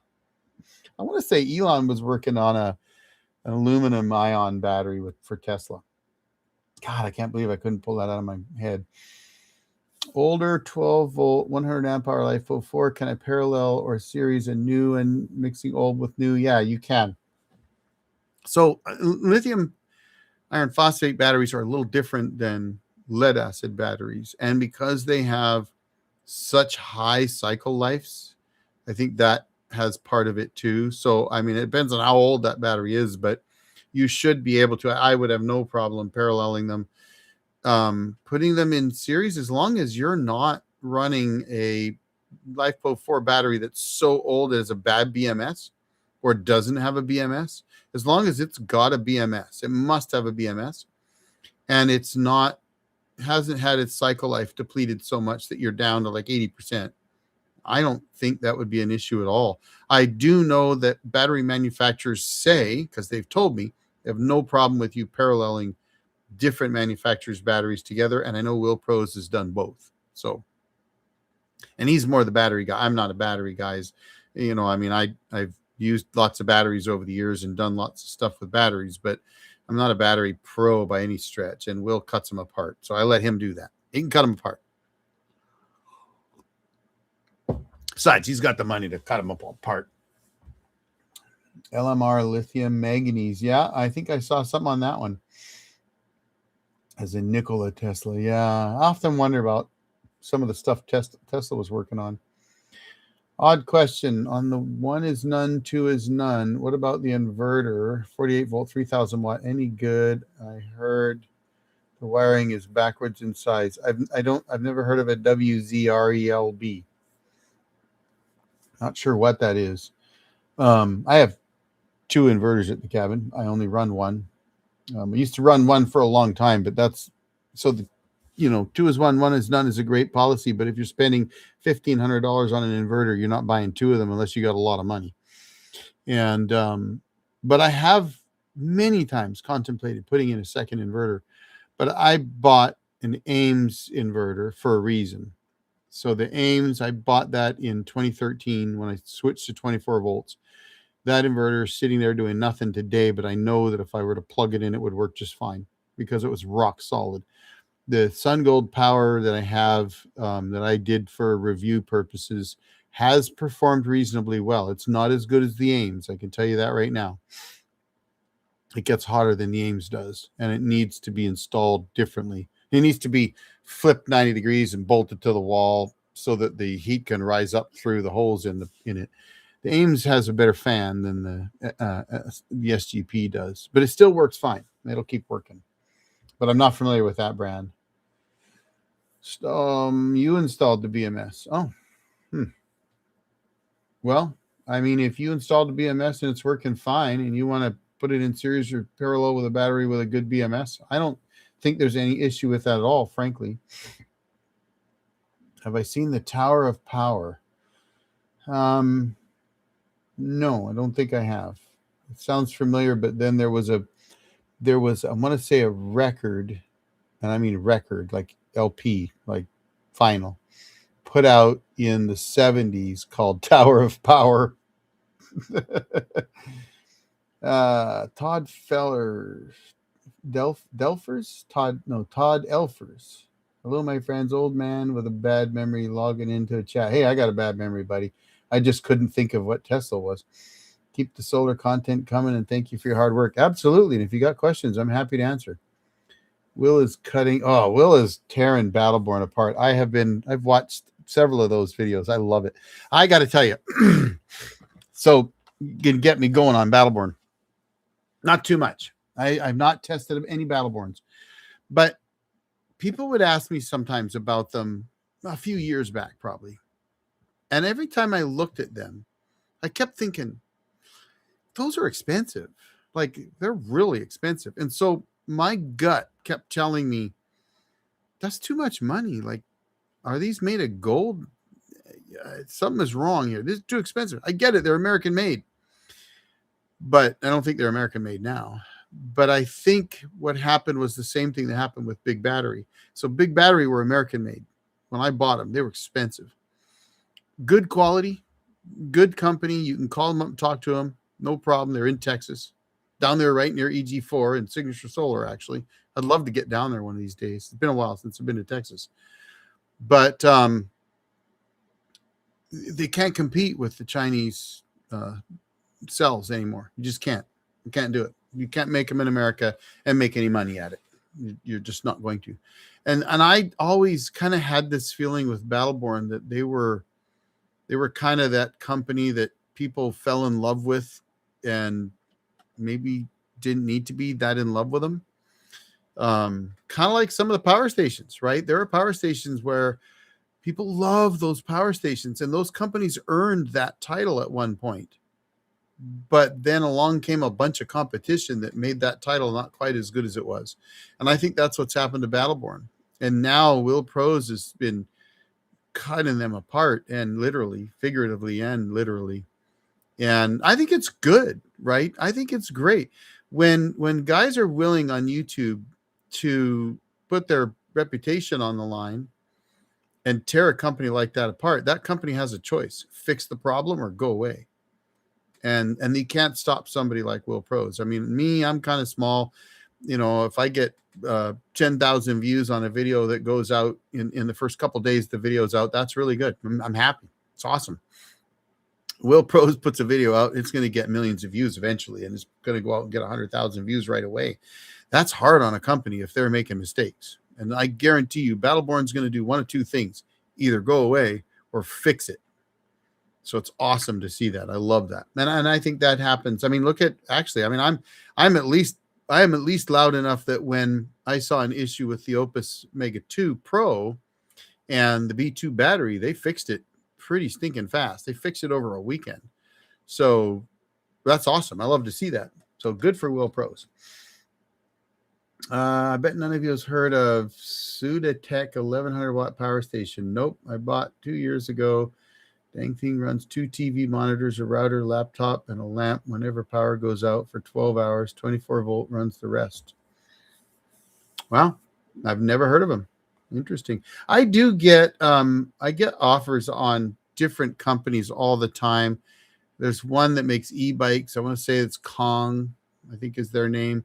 They got a 640 watt hour power station they want me to review. I'm not that interested in reviewing power stations. Would you believe that? But I've told lives before that often if I review a power station, it's more because I want to do something else with it, because I'm curious about something else. And so I might agree to do a review on a power station so that I can hack it or find out how it performs in certain situations that are not maybe your usual setting. And I'm not, I look, if a company sends me a power station, I'm going to give it away. So there's almost the only value for me is I get to make a video, which is good, and I can share it with you.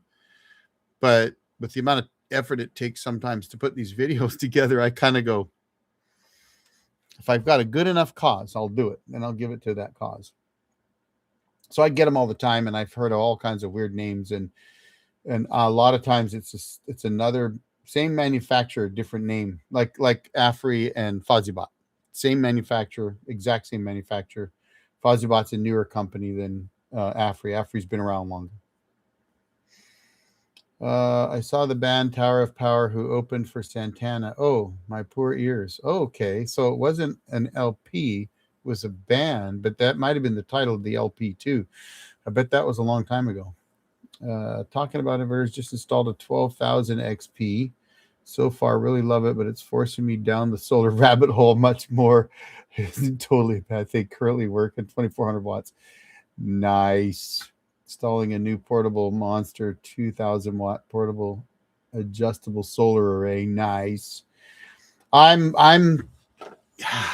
been thinking that I would do the 6,000 XP at the cabin. I don't need 12 kilowatts. But I've been battling that one, and I was working with big battery on a possible build too. So we'll see. Freedom rocks. Okay. Cheap, defective, poor quality is one thing, but safety is another. Yep. Yeah, they've got to fix that issue. Do you know of an inverter to go with my 36 volt golf cart battery that won't break a retired man's bank? not full-time use or for emergencies. You know, the funny thing is there are some 36-volt inverters out there. They're not as common, and so that is, I think, one of the issues. But let's have a look here. Let's see. I know John Paul might make one, but let's see who does. It's got to be 36 volts. So the problem is if you do a search, I mean, there are some on Amazon, $160, 3,000 watt pure sine wave inverter. This one is, I don't know who this company is. That's the problem. I don't know these companies, but there are, well, WZRELB. There you go. That's why you were the one asking. Yeah, they are maybe the only ones doing it. I know that those golf cart batteries are common, but they seem to be the only company making inverters for those. So they're not real expensive. I mean, it depends on how much you need, but it looks like you can get, 500,000 watts, 2,000 watts. I kind of look at those as a bit of it's a non-standard. And so you're stuck. So if you want to run it off that golf cart battery, I'd get one of theirs and give it a try. Junpa. Okay, we saw that. What do you think of the Junpas? The one that I have seemed to work really good. Just saying hi, Eric, from Thomas Henderson. Hope sneaking in late, no cover charge. Big Sir Lance. Hey, buddy. How's the weather up there? Yeah, they don't make a 48-volt Junpa. Hey, Jet, that's why I'm here. That's the whole reason I'm here tonight. Actually, guys, I do these lives just for this reason, just to answer questions. It's easier sometimes to answer questions this way than in the comments. I always try to do it in the comments, so I encourage you always ask questions in the comments. Absolutely. Plus, it's good for my videos. The way YouTube works, excuse me, I don't even know why I'm wearing these headphones. That's really funny. I usually am wearing those when I'm editing, and it's because you don't get feedback that way if you have sound on your computer. But I'm not running any sound right now because I'm not watching the live stream. Sometimes I do that. So I had those headphones on because I was testing my live stream earlier, and so much nicer not having them on. They're good headphones too, but anyway, that's why I do the lives. I do them because it's easier just to sit here and have a chat with you. Let's see. I see a wood stove question. I'm going to get to that. Let me work my way down here. Audrey, do you have a wood stove or propane? Yes. Wonder how large of an array you would need for winter heat. Winter heat electrically, forget it. I know that lots have told me that mini splits don't work when they get too cold. I don't know if it's 20 below or something like that. There's a temperature range they just don't work well in at all, or don't work at all. I run wood heat with propane backup. So I have two propane heaters. One is a 8,000 BTU vented through the wall, so it's not drawing air from inside the room or venting to inside the room, right? Has a dual inlet outlet through the wall. That one keeps the battery room warm, and that's where the composting toilet is. That's where the hot water heater is. That's where the main water comes into the cabin. That's that back room. So that's an 8,000 BTU propane heater, rejetted for the altitude because it's 3,200 feet. And then I have an 1,800 watt or 18,000 BTU, watt, thinking power, 18,000 BTU non-vented backup propane heater inside the cabin. You've probably seen it in some of the cabin videos.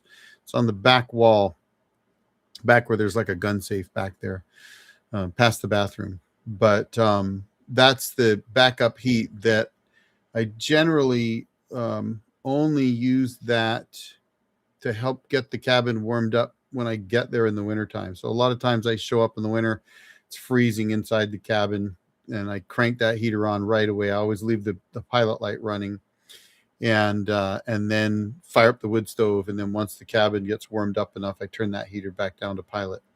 It's just makes it easy. But if I have a lot of stuff there and I'm spending a lot of time there and I'm leaving during the day, like when I lived out there and I worked in that area, commuted from the cabin into the office an hour away, and I always had that heater set up so the cabin wouldn't drop below about 50, 55 degrees. So if the wood stove goes out and I didn't get back for one reason or another, maybe I had to leave town and go to another town and spend the night in the hotel or something like that, then the cabin wouldn't freeze up on me. Though that did not work when it got down to 22 below one winter. Let's see what else we got. 24, 48 volt, but only the 28 watts. Okay. Let's see. Heat pump. Yeah, I've heard the heat pumps just don't work in that cold. Please check into SDR software defined radio USB. SDR software defined radio. That's what you were mentioning earlier, right? Let me look at this. SDR. Let's find out what you're talking about. SDR software. To see oops radio. Let's see what comes up. Software defined radio. SDR radio receiver decoder, high sensitivity built-in digital decoder, and you use that to figure out noise on things, or it cleans up the noise. I guess it's kind of like using an oscope. Oh, here we go. Portable radio receiver, full band shortwave, spectrum, waterfall display. Huh. I guess you could use that to pick up the noise, maybe. I'd have to figure that out. You're way beyond me, buddy. But I wouldn't mind learning. Let's see. Okay. Wood furnace heats 1,200 square feet easily. Yep. Yeah, I actually use one of those fans that just sits on the wood stove, and then the heat runs a little impeller, little powers it up. POC or mesh radios for the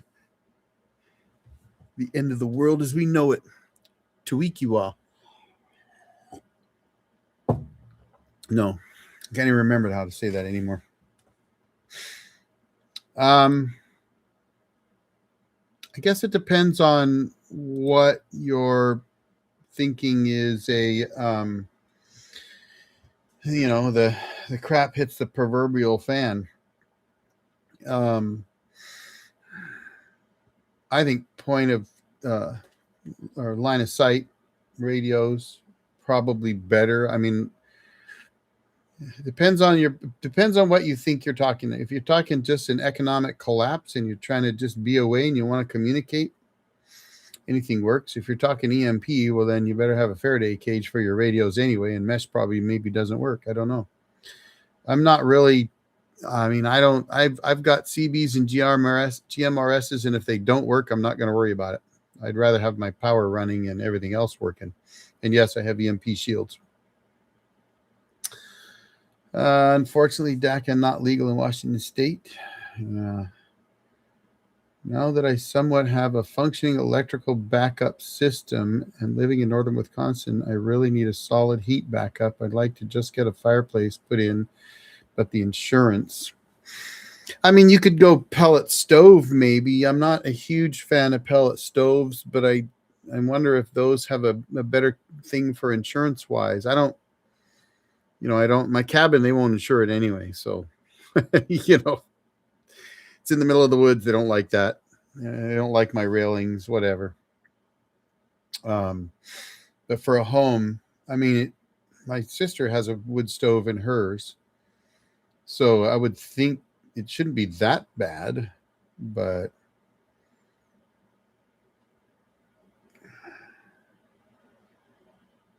Yeah, no, 401k solar. I will have to look into that some more. That's something I need to learn, I guess.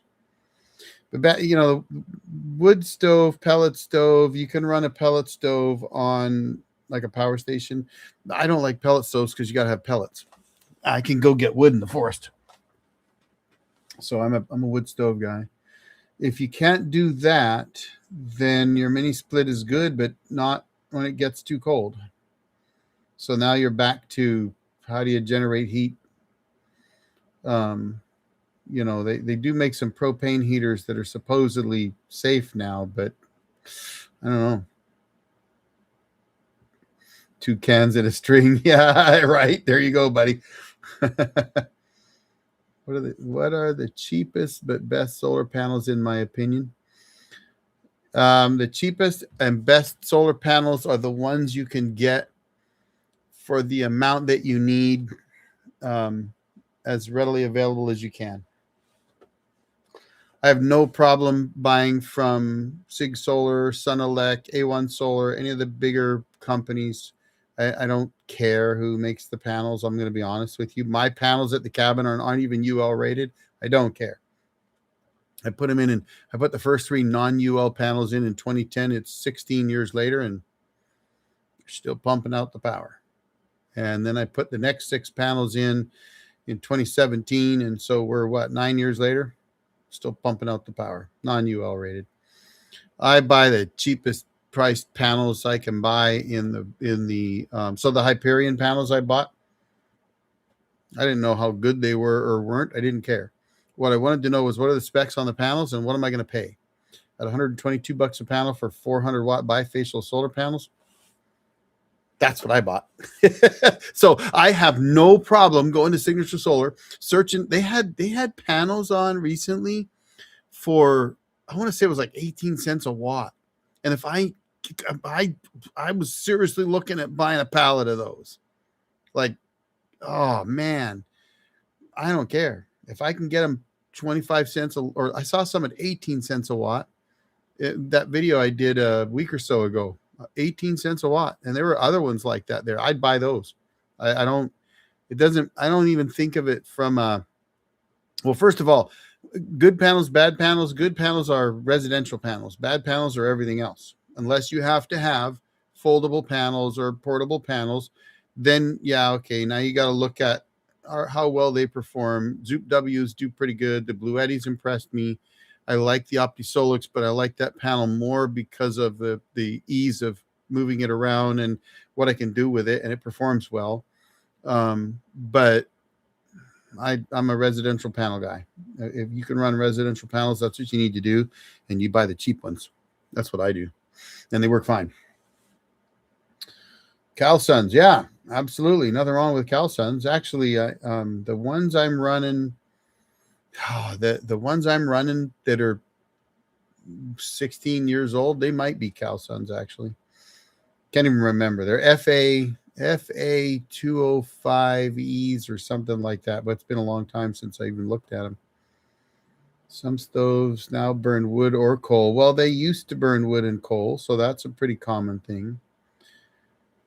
12, I'm guessing that's a 12,500 BTU, not 125,000 BTU. That'd be huge. That'd be awesome. Audrey, yeah, EPA put them out of business. Put who out of business? Oh, I just saw Audrey's comment. If in wildfire zone anywhere new and has to consider self-insure. Yeah. Yep. Loving the wood stove. Oh, CalSuns, are they the ones that got put out of business? Bifacials rock. I got some new $120 400-watt bifacials. Nice. Seraphim off a guy on Facebook. They were brand new leftovers from a job he was working on. They work amazing. That's good. That's a good price. I mean, he probably made a little money too, but that's a good price. I mean, I paid 122 for mine. So, do I have a distributor for residential panels over where you are? Even in Western Washington, pickings were slim. They didn't. Have you ever tried Backwood Solar?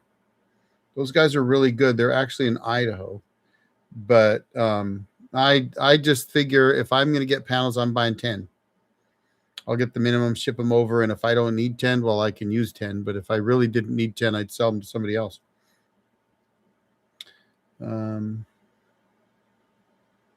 Yeah. So I mean, I'm a find somebody else to buy them if you can't use 10. Otherwise, look for Backwoods Solar.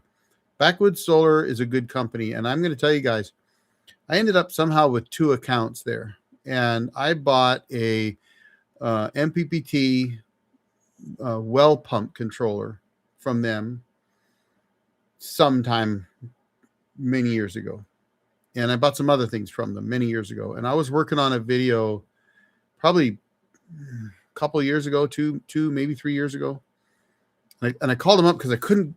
It's probably 2 years ago, and I couldn't figure out what the heck I was looking for. So I called them up. They were able to pull up both of my accounts from more than a dozen years ago and find what I bought, even tell me what I paid for them. The whole 9 yards. Had no problem sitting there on the phone working with me, trying to figure out what the heck I got from them. So I really like Backwoods Solar. I've bought quite a bit of stuff from them over the years. They've been really good to me. So, I mean, I bought my ceiling fan from them. It's a 12 volt, 24 volt ceiling fan. So I run that off 12 volts at the cabin. I bought both of my 24 volt to 12 volt converters from them. Gosh, I bought quite a bit of stuff from them. I think I got my Magnum Research Autogen start switch and my trimetric meter from them too. So good company. I like those guys. Signature Solar are far more affordable than many I have seen in the past. Yes, A1 was too, but A1 they quit selling individual panels as well. Everybody has. I don't know that anybody does anymore. I used to be able to buy them from Sunelec, and they're barely even alive anymore, I don't think. I don't even know what Sunelec's doing these days. I bought all my panels from them till the last ones that I bought from Signature Solar. But Sig Solar's been really good. So I've been really happy with them. Now you got to buy 10 if you're shipping, but you can, if you're around one of their locations, you can walk in and just buy one. 125K. Wow, that's a big guy. DACA wood furnaces. Those are one of the ones that are outdoors, right? That's the one that you have the big furnace outside. I've never quite figured out how those work, but I've seen them. Yeah, check them out. A1 Solar. Yes, A1 Solar they're pretty good. I would say that A1 Solar, Signature Solar prices are about the same kind of price. It's a matter of location, but you got to buy 10. There's another company out there. There's 2 or 3. There's some other ones out there too. The Animal Medic. I use an AFRI P210 as backup power for my freezer in the basement, and another one for the refrigerator in the kitchen. I want to use my server rack batteries as a backup to the backup, and I will. Yeah, with the AFRI P210, you just have to feed it through the solar input port and just make sure that voltage isn't too high for that port. I want to say that the AFRI was 55 volts was the maximum, and a 48 volt battery charges at 58.4, so it's too high. Mine is Heartwood, Volkswagen, and is EPA exempt. Oh, there you go. Oh, inside. Oh, okay. Inside. Very cool, guys. I've seen lots of those. I grew up in British Columbia, and you hear that sometimes in things I say. And a lot of people, when I was growing up, heated their houses in the wintertime with wood. Just common. Lots of people. And full-blown furnaces in the basement, right? All winter long. Let's see. Generator with an EG4 charge inverter to charge those. I tried to use a buck step down to get under 50 volts, but the converter overheated. Worked well, but need alternatives. Yeah. So, I mean, there is possibly an alternative with the AFRI P210, because you'd have to open one up and find out what the battery voltage is on it. If it's an actual 51.2 volt LiFePro 4 battery, it's possible you could hack them. It'd be quite the hack, though, a lot of work. And yeah, you're probably going to smoke a cheap step down converter. They just, it's not the greatest option when you're trying to push power through them. So you're limited there. That's why with the P210, I was using a 25.6 volt battery. I'm going to tell you the better route, since you got those big server rack batteries, is put an inverter on them. I would just put an inverter on them. Essentially turn that big battery into your power station. And you can get pretty inexpensive inverters. Now with 48 volt inverters, I'd have to look and see who's making a 48 volt inverter that has 120 volt plugs on it. Because that would be the easy way to do it, right? Let's see what pops up. Let's just see what we get right off the bat. Oh, yeah. I mean, they're actually, no name brands available straight up right off the bat on Amazon. You don't want to do like a Grow Watt or, an EG4 product or whatever, because you got to wire those into something. So if they don't have a 120 volt plug, it's not going to work too well for what you're trying to do. If you're trying to use it like a backup system. EG4 is great. Don't get me wrong. But there are 48 volt inverters that you could go to that already have 120 volt plugs right on them. And that is a possibility. A lot of those WZRELB, what a name. Like, rename that inverter. What kind of nonsense is that? It drives me nuts when they do that.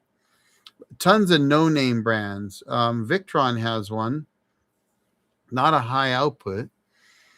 Well, they got a 1200. 48 volt. Let me see. And Victron's good stuff. But does it have, what kind of output does it have though? That's what I want to see. They don't show you a picture. So you have to kind of go and look and see if it tells you if it has a 120 volt output or if you have to wire it into something, right? Because it doesn't say, let me see what the user guide doesn't say. Additional details. So they don't tell you if it has any plugs on it.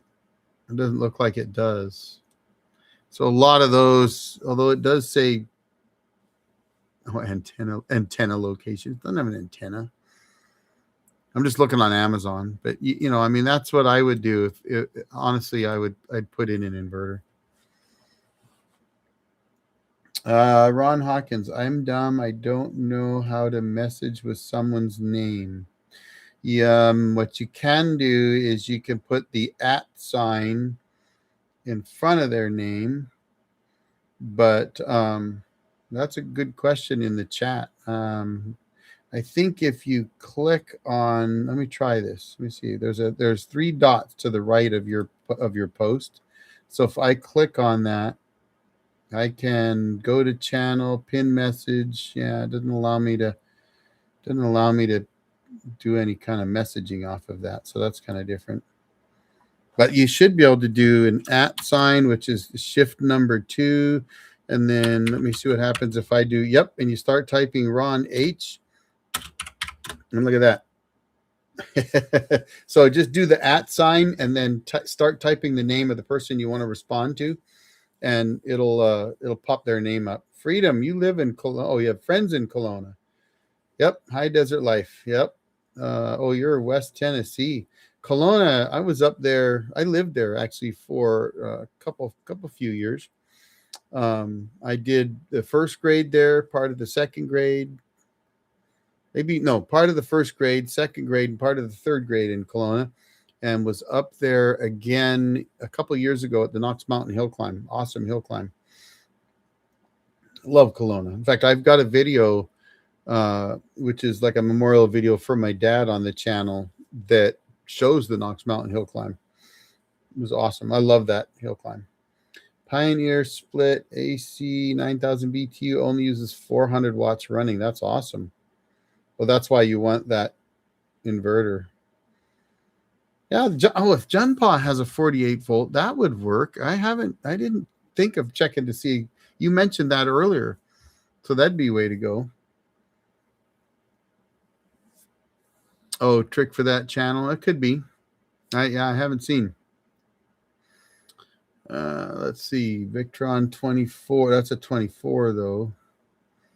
Victron 48 volt, 1200 watt has. Oh, there you go. Well, that's what I was looking for, to see if it had that.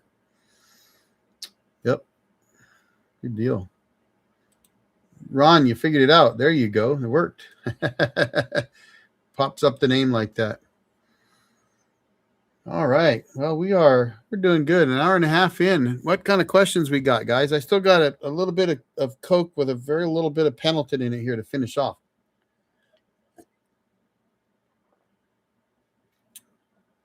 Yes, the AFRI is simple. So you have the EG4. Okay. Trying to use the XT90 port, but straight to it, over voltage alarm goes off. So here's what I'm going to tell you. Take the EG4. If you really want to do something crazy, you could have fun with this. Take that EG4 and build yourself a power station. Let me see if I can find. I did it with a lead time. Gosh, I know it's in here somewhere. I'd have to. I have a video. I'm trying to see if I can find it for you. Let's try this. Sometimes searching for things is a challenge. Oh, come on, Eric. Okay, I'm going to have to go look now, guys. Who wants to know what they did? Does anybody remember that video? That was last year. I did a video on, I've done a few on building your own power station, but this one was where I took a lead time golf cart battery and the lead time 3,500 watt, 48 volts, all in one system. So inverter, charger, solar, MPPT. And that thing can take like 4,400 watts of solar, 3,500 watt inverter, and I think it's got an 60 or 80 amp, 60 amp charger, I think. And I just basically built a power station out of it. It was kind of a fun build. I'm going to try to find that because I think that'd be fun to show. I'll post it in here as soon as I'm scrolling for it. I'm going to find it. So bear with me, but it is what you could do. And if you have the EG4 and you're not using it, you haven't installed it on something, this is one way you can do it. You basically get yourself a, oh, now YouTube doesn't want to work for me. Come on, YouTube. You get a breaker, right? Like for a hot tub type thing. And then you get like a small, panel. You can put some 120 volt plugs in. You run your 120 volt plugs from the breaker panel, and then you run the breaker panel to your all-in-one system, and then you run your battery to it, and voila, you got a power station running off your 48 volt battery, and you can plug your generator in to charge it. And actually, what I did is I used a 120 volt outlet to charge it. I just programmed it to not draw more than I think I said don't draw more than 15 amps, and used a non-grounded plug because I didn't have a ground for it. I think something weird like that, but it worked fine. And I was able to charge it up and power up whatever I wanted with it. I probably made coffee with it. That's one of my favorite things to do if I don't really have to push the system. All I got to do is try to figure out, does it work? Is it going to work for me and do something? Coffee pot will draw like 1,000 watts. So that works pretty good. And if you're wondering why I'm looking off to the side, it's because I'm trying to find that video because I'm going to share it, damn it. But I'm now back 100 videos. So, oh gosh, I do remember them all, but I can't always remember the names of them. And so when I'm trying to search for them, and I do that a lot for people because somebody will ask and I'll think, well, I did that video, a year or so ago. Let me go find that video, and I'll go dig that video up, and then I'll post that in the comments for them and say, here, check this one out. But and that can be a challenge when you're going back. I'm back to November of 24 right now. So how long ago has it been since I did that thing? Or did I pass right on by it and miss it? I think I have. I don't think it's been that long ago. All right. If I can't find it soon, I'm going to decide. I've gone too far. Can't find it. Dang it. It's in there somewhere. Not to swell my head, but you're the only channel I'll watch alive. well, Ron, thanks. Because I have to wonder why people watch my lives, because I'm just sitting here answering your questions. But you know, as long as you're enjoying it, I'm happy to do it. I've done lives for 2.5 hours before because I'm just answering questions. Let's see. Bought a 720-watt step down, but not there yet. Yeah. Too late. He's an old jarhead. It's in the name. Right. Jarheads are the best, man. Gotta go. All right, 401k. See you. Have a good night. What were the specifics of the video? That's where I took that lead time all-in-one solar inverter charger and connected it to the lead time golf cart battery and hooked that up. And I could not find it. I searched lead time, and when I search lead time, that one doesn't come up. So the 40 amp charger comes up, Victron versus lead time comes up. If I try DIY, that one doesn't come up, which you would think it does. If I try Power Station, it doesn't come up. So it's like, come on. And it's like, this was, yeah, when you do searches, it doesn't always work. So now I'm trying to figure out, and you know, there's all kinds of new things here to figure out on here, but I can do a search a different way. Let me try another way to do a search here. Let me try. Come on, Eric. You know how to do this. Claims made for kids products. So we're going to go visibility public. And then we're going to go. Come on, guys. I'm going to see how many of you are willing to stick around long enough to see the old Jarhead actually find a video he did less than a year ago, or about a year ago. I'm going to find it. But I know it wasn't that far back, right? So it can't be too far back. I did a video. So a video I did after it was the taking my shop off grid video, because I started the off grid shop build, and that one I still need to get back to. Unfortunately, I haven't gotten back to it, but and part of the reason I haven't gotten back to my shop build video is because I keep using the components that I'm trying to build my off grid shop setup with to make videos. Okay, here we go. Will I smoke this inverter? Oh, wait. How to wire up off-grid easily. Here it is. Got it. Found it. I knew I'd find it sooner or later, guys. Okay, here we go. Ready? There. All right. Took me a while. I couldn't remember what I called it. I did a couple. There you go. So that's that one. That one I'm pretty sure there's two, actually. There's another one. Will I smoke this inverter with this heavy load? And this is where I ran my big table saw, and I think I ran a planer off of it as well. So there's a couple. Power stations, do it yourself off grid. Which one was right for you? It may have been in there. It's possible. Lucille says hello, as well as Marianne. But when you get surgery, are you going up to the cabin? Wish you well. So, hi guys. And when I get surgery, I won't be going to the cabin for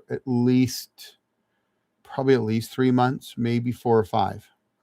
So I'm actually having to get some buddies trained up on how to manage the cabin It's pretty simple, but if you forget something, it could be bad, right?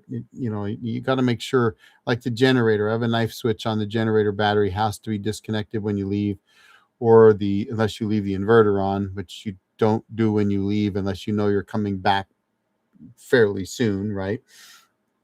Otherwise, it could cause a failure. So there's just certain things I have to build an SOP, how to open up and close the cabin. And I'm going to have friends do it. Darcy says she'll go up there at least once in a while, not in the winter, but she'll go up there as long as it's not icy and snowy, and she doesn't have to put chains on. But the guys will go up there, and camp out for the weekend periodically for me. I can't leave the cabin unattended very long. So I won't be able to go because I'll have to have a multi-vertebrae fusion done, L45L5S1. So I know that recovery on that, sitting in a car, driving on a bumpy road or a Jeep or a truck, won't be good for a while, possibly as much as 5 or 6 months. So we'll see. My Jeep's pretty comfortable, so probably air down, and if I've got somebody there to air down, probably can get up there in the 3.5 months time frame, but definitely will be out for a while. That'll be tough. Now Audrey's picking up how to wire up a cabin easily. No, I think it was more the two that I added there. You ever get that PopCan heater? So I did a video on the PopCan solar heater where I actually tore it apart. And so that has been completely dismantled, ripped. I want to say this video is on that one. It was a complete waste, complete meltdown, total failure. I was really disappointed because I actually got set up to film tearing it down so that I could fix it, because that was the plan. And when I got into it, I could save the box mostly. That was it. The PopCan tubes were smoked. The insulation was mostly vaporized, curled, melted, gone. I would have to clean out all the glue, to rip everything, literally everything out, rip the headers out, completely dismantle the whole box, and then completely build a new one. So I gave up on that, and just due to some other things, time-wise, projects that I had going, I knew I wasn't going to get back to it in a reasonable amount of time. So I decided it was easier to tear it down and get rid of it for now. I have plans to do another one, or possibly some small ones for testing purposes. Tell you the truth, I want to do one on the outhouse, the Taj McPrivy. I would like to do one on there and provide straight up heat in that outhouse or in the wintertime. That'd be awesome. I know my buddies would love it, but so I have some plans to get back to that. I have some thoughts on how to improve it, and some testing I want to do. So I do plan on it. I just haven't gotten there. Let's see. What else we got? How to wire up off-grid easily? No. No, the one I posted the ones. Oh, that one does? Okay. If it does, if it's got the 3,500 lead time and the golf cart, that's it. Yeah, that's one I just posted a little bit ago. At least I thought I did. Yep. Oh, actually, you came up with that before I posted it, I think. So you're right. Yes, that's the first one in the links I just put. That's it. 1 year ago. Was it really 1 year ago exactly? That's hilarious. Yeah, it's been a while. Audrey knows, right? Can't remember where I set down a screwdriver 2 minutes before, much less anything that happened last year. I have a good memory. My memory's not as good as it used to be, but it's still pretty good. I'm fortunate. What am I going to do while you're down for that long?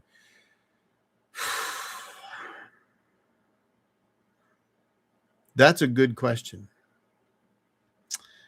I do not do well not doing things, although I'm not doing them now. So I have spent the last week icing my back multiple times per day and spending an awful lot of time on my reclining love seat watching YouTube videos, and it's frustrating. Now I'm able to make videos still, and I will make more. And I've gone from moving some stuff to now having to have friends do all the moving.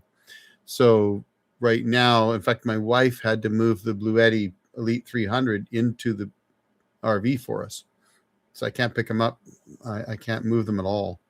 Even pushing one could be an issue. So I am in max relax mode. That's the I don't like it. I'm not it's just not my personality type. I am a go out there and do stuff mode. In fact, my wife pulled out one box of potatoes from our garden. I got a big garden, and she pulled out that box, and she's going to pull the other one out before long too, because I can't do it. So I will be doing a lot of research. I'll be making videos still as much as possible. I'm actually planning on more lives, though I won't be able to come up here to do them for a while. I don't know how long, maybe a month.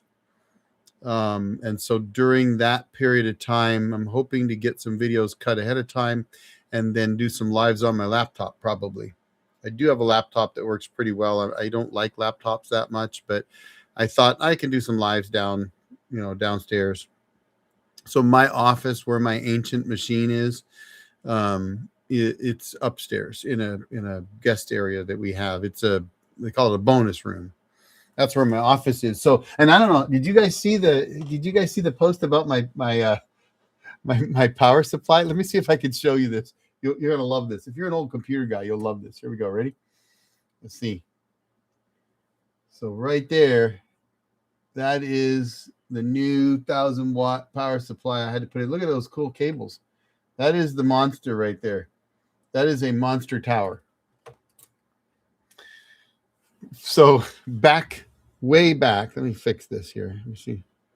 This is like all buggered up now. There we go. Excuse me. Back in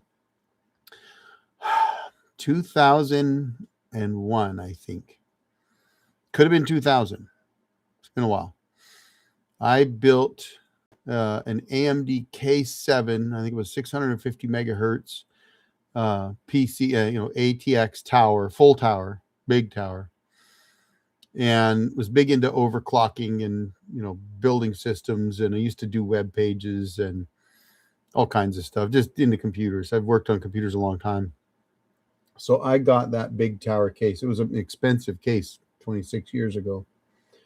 And it had room for 4 DVD drives, 2 3.5 or 3 1/4, whatever they were, 3.5-inch floppies, and 1, 2, 3, 4, 5, at least 4 hard drives. Though right now I have 4 hard drives or 5 hard drives in there. I can't even see them all. I've got about 15 terabytes of hard drive space.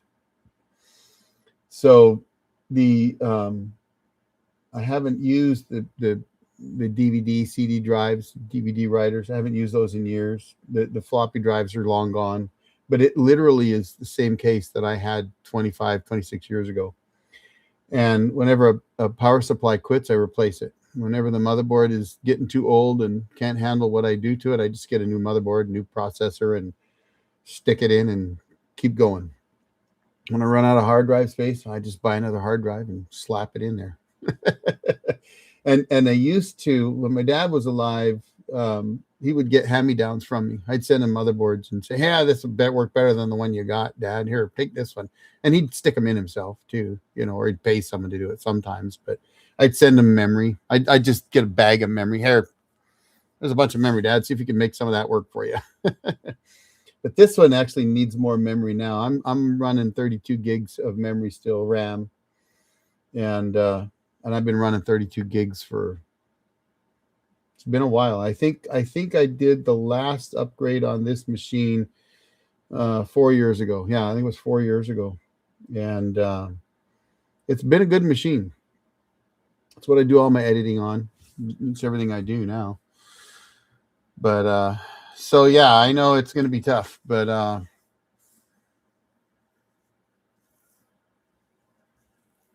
I know that well in the winter, the checklist for visitors who don't know that. Yeah, exactly. Sorry to hear that. Yeah, it is what it is, buddy. Appreciate that. Um, I hope I do too. This is an old Marine Corps injury that has been a long time in the coming, and it's just gotten progressively worse. So I've got 7 bad discs in my lower back, plus a vertebrae that's out of alignment and stenosis, and you name it, I've got it all. So we're hoping they can bolt it all back together, and I'll just be a little stiffer. We can hope. Does the outhouse get enough sun? I think so. All right, the animal medic. See you, buddy. No hype, no dope, no doom. I try that for sure. Green Hill Forge on YouTube is testing different styles of pop can heaters. Yeah, there's a lot of guys that do and have. The when I built that pop can solar heater, I was watching YouTube videos, and that was back. I don't know. That was 10 years ago, probably easily. I was doing a lot of research on those. Heated bedpans. Hey, hope not. Coming in late, so may have missed, but why is the calendar on April? Do you know, somebody always ends up commenting on the calendar. That's a good question, but that's very observant. Somebody usually says my calendar's off. Here you go. Ready? Let's fix it. Oh, I need to get up and move my legs anyway.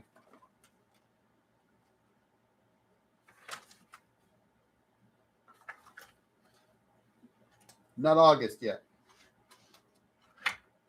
There you go. Uh-oh. Push the nail in. But did you see the camera that's sitting up there? Oh, man. See, look what you did. You got me away from the screen, and now I got to try to make this work. There we go. How about that camera? Look at that. Oh, how many of you know what this is? See this right here? That's a Canon FTB. These came out in 1965, around there. And this thing probably still works just fine. Pretty crazy, huh? The old Canon.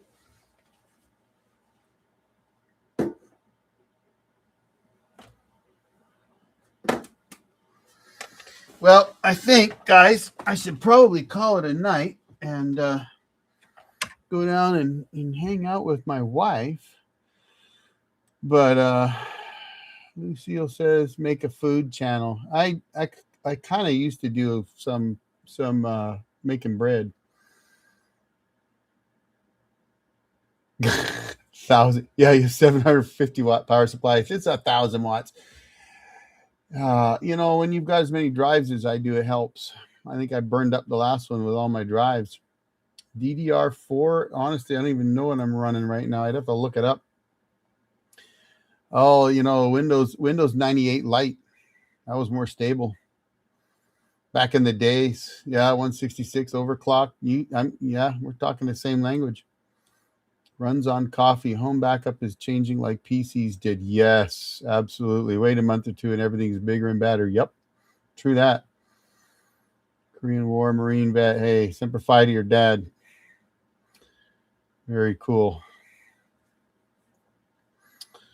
I probably would let that leave my hand. I'm not sure what you guys are talking about. Damn Marines and their crayons. Yeah, only ever used in early 80s AE1. Oh, camera. Oh, that sounds familiar. Oh, that sounds like what I had in 86. Ah, that sounds really familiar. Just ordered the 48 volt. Cool. That's true. It's just the max, yeah. And actually, I think it maxes out at different rates for different parts of the power supply now. So, all right, Ron, have a good night. Yep, it's time for the old Jarhead probably to sign off too. So, Geraldine Wilson said, "Good night, suckers." Yeah. All right, guys, have a great one. If you're using DDR4, I may be able to scrounge some up for you. Well, I'm honestly, I'd have to look, and it's been a while. I'll have to check. I need to get two. What I need is 232 or 264s. I can. I just need to buy some. I just need to figure out what I need to buy. I think it maxes out at 128. So, but anyway, guys, I think it's time to call it a night. So thanks for being here. It was a lot of fun. We'll do it again. Not next weekend, because next weekend I'm going to be coming back from being in the woods, and I'm going to be running the RV off of power station, I think, some of the time. So that'll be kind of fun. I'll bring that to you. Maybe I'll get some video out there. We sold a camper and a truck and bought a Class C so that I can get in and out easier and have a recliner. I need a recliner now so I can ice my back, but I still want to get out in the woods. So that's what we're going to do. So anyway, y'all have a great night, and we'll keep making videos. So ask questions. Helps me make videos. Talk to you later, guys.